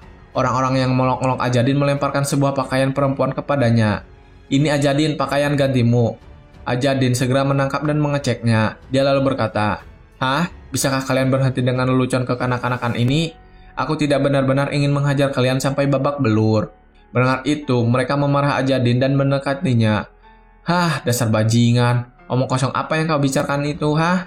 Apa kau pikir kami bertindak seperti pelayan karena kau begitu hebat? Kau tidak akan pernah menjadi salah satu dari 108 roh jika kau tidak begitu beruntung." Melihat pertengkaran mereka, Midiam maju ke sana dan berkata dengan percaya diri, "Jika kau sangat frustasi, kenapa tidak menyelesaikan dengan duel? Ataukah kau takut karena resiko dari duel itu? Kau benar-benar pandai besar mulut." Setelah Midiam berkata seperti itu, pria yang mengejek Ajadin mendekati Midiam dan membalas, "Hah, nona kecil, kau hanya mengatakan itu karena kau tidak tahu apa-apa. Anak itu bahkan tidak bisa menerima satu pukulan pun." Mendengar hal itu, Midiam membalas, "Oh, begitukah?" Setelah berkata seperti itu, Midiam melompat dan menghilang. Tiba-tiba saja setelahnya dia berada di pundak pria itu dan sudah menodong lehernya dengan pisau. Lalu pria itu langsung ketakutan. Tunggu, apa yang kau lakukan, nona kecil?" Midiam pun berkata, "Nona kecil, apa kau tidak paham dalam situasi seperti apa kau berada?" Midiam semakin menekan pisau itu sampai melukai sedikit lehernya. Dia berkata juga, "Aku adalah keturunan Aether." Berani sekali seorang pelayan biasa melontarkan komentar sarkastik seperti itu. Midiam terus mengancam pria itu dengan intens. "Apa kau tidak suka dengan Herald Ajadin? Maka majulah, jangan terus mengucapkan ejekan licik. Buktikan dirimu dengan tindakanmu. Bahkan tidak bisa menerima satu pukulan? Hah, lelucon macam apa itu? Apa kalian meremehkan para Herald? Apa kalian bodoh hingga melupakan tugas kalian?" Mendengar apa yang Midiam katakan, para pelayan itu ketakutan. Di saat situasi sedang memanas, seorang pria datang ke sana untuk menenangkan situasi. Nah, sepertinya situasinya menjadi sedikit terlalu panas di sini. Orang itu lalu menyapa Ajadin. "Sudah lama tidak bertemu Ajadin." Ajadin menjawab, "Benar." Pria itu kemudian menyapa Midiam. "Dan namamu?" Midiam pun menjawab, "Midiam dari Aether." Pria itu lalu memperkenalkan dirinya. "Aku Derek dari Sapan. Aku akan meminta maaf atas nama rekanku. Jadi bisakah kau berhenti? Aku tidak ingin darah sesama anggota klanku tertumpah." Setelah Derek meminta maaf, Midiam langsung melompat kembali ke dekat Ajadin. Pria yang terluka tadi segera menghampiri temannya dan mengeluh, "Aku sudah terluka, aku bilang padamu." Temannya hanya menjawab, "Ludahi saja lukanya." Derek pun melangkah melewati mereka, lalu menuju Ajadin. Sambil berjalan, Derek berkata, "Peto, Kosarak, dedikasikan diri kalian untuk tugas asosiasi." Derek lalu berbicara kepada Ajadin, "Ajadin, bersihkan dirimu dan datanglah. Setidaknya mari kita makan malam bersama." Setelah perbincangan itu, Ajadin dan Ismail ke tendanya untuk membersihkan diri mereka. Setelah selesai, Ajadin berkata, Aku merasa segar setelah berendam dalam bak mandi setelah sekian lama." Saat dia sedang merapikan diri, Ismail yang masih berendam bertanya, "Ajadin, kenapa kau hanya diam saja di sana? Meskipun itu karena keadaan kelahiranmu, Arael yang berbagi darah denganmu dihormati bukan?" Ajadin tidak menjawab itu sambil merapikan handuknya. Tapi Ismail terus berbicara, "Aku dengar mereka yang menantang Arael atau membuat komentar tentangnya akan segera dipaksa membayar harganya." Mendengar hal itu, Ajadin langsung mengenakan pakaianan dan menjawab, "Ya, Arael punya cara sendiri dalam melakukan sesuatu." Ismail pun menghela napasnya. Kau benar-benar orang yang aneh." Ajadin berjalan sambil merapikan pakaiannya dan berkata, "Itu sebabnya kau harus segera meyakinkan Midiam agar kau bisa melanjutkan perjalananmu, atau kau akan menjadi aneh seperti aku." Setelah mengucapkan itu, Ajadin pergi ke makan malam bersama Derek. Di tendanya Derek, sudah tersedia berbagai makanan di meja itu, dari buah-buahan sampai manis-manisan. Ajadin juga sedang menikmati makanannya. Saat dia sedang makan, Derek mulai berbicara. "Aku bertanya, apa kau mendengar sesuatu tentang Arael?" Ajadin pun menjawab, "Tidak, aku belum mendengar apa-apa." Lalu dalam hatinya berkata, "Masih serius." Derek lalu semakin kesal dan menekan, "Apa kau bahkan tidak peduli pada kakak perempuanmu?" Tapi Ajadin tetap menjawab dengan santai. Dengan kemampuannya, dia bukan seseorang yang perlu dikhawatirkan. Derek pun menjelaskan, "Ini tidak bisa dipercaya. Kau bahkan datang ke sini dan mulai menyerang anggota asosiasi. Ditambah lagi..." Saat Derek sedang menjelaskan, dia menghentikan bicaranya karena melihat Ajadin tidak mendengarkannya. Dia lalu merebut apel yang akan Ajadin ambil dan berkata, "Aku menyuruhmu segera mulai membicarakan hasilmu." Ajadin lalu menjawab, "Aku melakukan pekerjaanku dengan benar. Aku juga mengumpulkan koin emas." Derek lalu bertanya, "Lupakan itu. Aku sedang membicarakan urusan bisnis di sini. Bagaimana dengan menyerang asosiasi pedagang lainnya dan menjaga mereka tetap terkendali?" Tapi Ajadin tidak menjawab itu. Dia langsung menyerahkan tongkat sihir yang dia bawa. Lupakan itu, Derek, lihat saja ini. Ajadin mengeluarkan tongkatnya dan menyerahkannya. Kau pernah melihat sesuatu seperti ini? Melihat hal itu, Derek menjawab, aku pernah. Para uskup Kurt Godin menggunakan alat ini untuk mencari salinan kitab di Pine King. Putri Aether mengantarkan surat pemimpin distrik. Dari yang kudengar, itu sebabnya dia dipanggil, bukan? Ajadin pun menjawab, sepertinya semua orang sudah tahu. Derek lalu menjelaskan, kau belum membuat laporan kepada pemimpin distrik. Jadi, bukankah kau satu-satunya yang tidak tahu? Bagaimanapun, membawa tongkat ini adalah kontribusi yang baik. Meskipun akan lebih baik jika kau membawa salinan kitab di Pine King. Mendengar hal itu, Ajadin mengambil sebuah apel dan menjawab, aku sudah melakukannya. Mendengar itu, Derek terkejut. Apa? Ajadin pun menjelaskan, kurasa semua hera lainnya kembali dengan tangan kosong ya. Saat Ajadin akan memakan apel itu, Derek langsung memegangi tangannya. Dengan wajah serius, dia berkata, Ajadin, serahkan salinan itu. Tapi Ajadin tidak mau menyerahkannya. Karena hal itu, Derek berteriak dengan keras, Ajadin! Semua orang di sekitar tenda bahkan bisa mendengar teriakan itu. Ajadin hanya diam saja saat Derek berteriak. Dengan wajah kesal dan meremehkan, Derek berkata, apa kau mengatakan kalau kau tidak mempercayai kami sekarang? Kami bisa melindungi salinan kitab di Pine King jauh lebih baik daripada seseorang yang lemah sepertimu. Mendengar hal itu, Ajadin bertanya, Derek, menurutmu bukankah ini akan lebih sulit bagimu? Ajadin pun memakan apelnya dan menjelaskan, salah satu anak haram dari Maghreb Kazel bersama kelompok tentara bayarannya sedang menuju ke sini. Di antara mereka ada kaum bidah yang mengikuti Court. Tapi Derek tidak menerima hal itu. Hah? Apa kau pikir kami akan kalah melawan mereka? Mungkin aku kalah dari Arael, tapi aku adalah seorang mantan herald. Ajadin kembali membalas, itulah masalahnya. Bukankah menurutmu akan ada desas-desus jika sekelompok pedagang bertarung terlalu baik? Derek kembali beralasan, bukan itu yang penting. Melindungi salinan buku di Pine King lah yang penting. Selain itu, kau jauh lebih lemah dibandingkan Arael. Ajadin hanya memegangi kepalanya dan berkata, kau merujuk pada saat kita masih kecil? Lalu dia mengingat saat-saat dia kecil bersama Arael. Aku tidak sebanding dengan Arael ketika aku masih kecil. Dibandingkan dengan diriku waktu itu, aku telah menjadi lebih kuat. Namun Arael yang sekarang adalah prajurit terkuat di antara kami, dengan banyak pengikut yang setia padanya. Sudah bertahun-tahun sejak terakhir kali aku melihatnya, aku bahkan tidak bisa membayangkan seberapa kuat dia sekarang. Ajadin lalu berbicara lagi kepada Derek. Bagaimanapun, aku akan menyerahkan langsung salinannya kepada manajer regional sendiri. Itu akan menjadi yang terbaik. Mendengar hal itu, Derek pun mengebrak meja dan berkata, kau sombong sekali. Aku ini seniormu tahu. Di saat mereka sedang mengobrol, ada seseorang memanggil Derek. Tuan, kita punya masalah. Gerbang timur. Orang itu menjelaskan kejadian di gerbang timur. Sesaat sebelumnya di gerbang timur kota pos, seperti biasa para penjaga sedang standby di sana menjaga gerbang. Dan dalam beberapa saat mereka melihat rombongan Tarkib mendekat. Penjaga itu berkata, mereka bersenjata. Tunggu, kalian terlalu banyak untuk lewat saat ini. Berkemahlah di tempat lain dan kembali besok. Tapi Tarkib tidak mengindahkan peringatan itu. Dia turun dari kudanya dan menyapa para penjaga.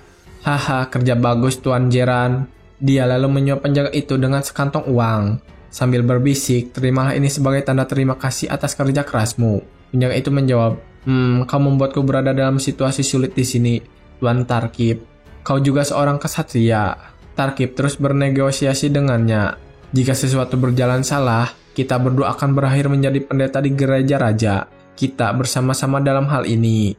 Saat dia sedang mengobrol, si Gondrong mengeluarkan pedangnya dengan hati-hati. Dan saat penjaga itu menyetujui Tarkib, si Gondrong langsung menusuk mata si penjaga dan menebasnya. Juga bawahannya yang lain ikut membereskan penjaga sisanya. Tarkib tidak bisa berbuat apa-apa karena mereka melakukan itu dengan cepat. Tarkib lalu memarahi si Gondrong. Hei, aku tidak ingin dia mati. Tapi si Gondrong tetap santai dan menjawab, kau harus senang Tuan Muda. Penyerbuan tidak akan seru jika kita tidak melakukan sebanyak ini. Tarkib tidak terima, dia berkata lagi, kau membuatnya terlalu sulit untuk dirimu sendiri. Ada 3 gerbang di sini. Si Gondrong pun menjawab, itu bukan sesuatu yang perlu dikhawatirkan. Si Gondrong lalu melihat telapak tangannya. Di sana ada lubang yang terus mengeluarkan laba-laba kecil. Setelah cukup banyak, si Gondrong langsung meniupkannya ke arah mayat-mayat penjaga dan juga bawahannya. Laba-laba itu merayapi tubuh mereka dan langsung menggerogoti masuk ke dalam tubuh mereka. Orang-orang itu menjerit kesakitan saat laba-labanya mengoyak tubuh mereka. Tarkib yang melihat kejadian di depan matanya sangat terkejut dan ketakutan sampai tidak bisa berkata apa-apa. Setelah laba-laba itu sepenuhnya masuk, orang-orang tadi malah tersenyum bangga dan berkata, "Aku penuh dengan kekuatan." Melihat reaksi orang-orang itu, si Gondrong tersenyum puas. Tarkib lalu berkata ke si Gondrong, Kau seorang bidat Kurt." Mendengar hal itu, si Gondrong tersenyum lebar dan berkata, "Butuh waktu lama bagimu untuk menyadarinya. Mari bekerja sama, Tuan Muda. Ini akan menjadi bantuan timbal balik. Aku akan mendapatkan kitab di Pine King, dan kau akan mendapatkan balas dendammu." Setelah berkata seperti itu, si Gondrong tersenyum jahat. Dia lalu meniupkan sihir kepada Tarkib, dan seketika itu juga, laba-laba yang ada di tubuh Tarkib bereaksi. Tarkib langsung berlutut ke tanah karena sakit yang ditimbulkannya. Dia bahkan sampai muntah-muntah. Si Gondrong pun berkata, "Bukan berarti kau punya pilihan sekarang." Si Gondrong lalu berbalik kepada pasukan yang sudah dikontaminasi laba-laba itu. Dia segera memberi perintah. "Tidak ada yang diizinkan meninggalkan desa ini mulai sekarang.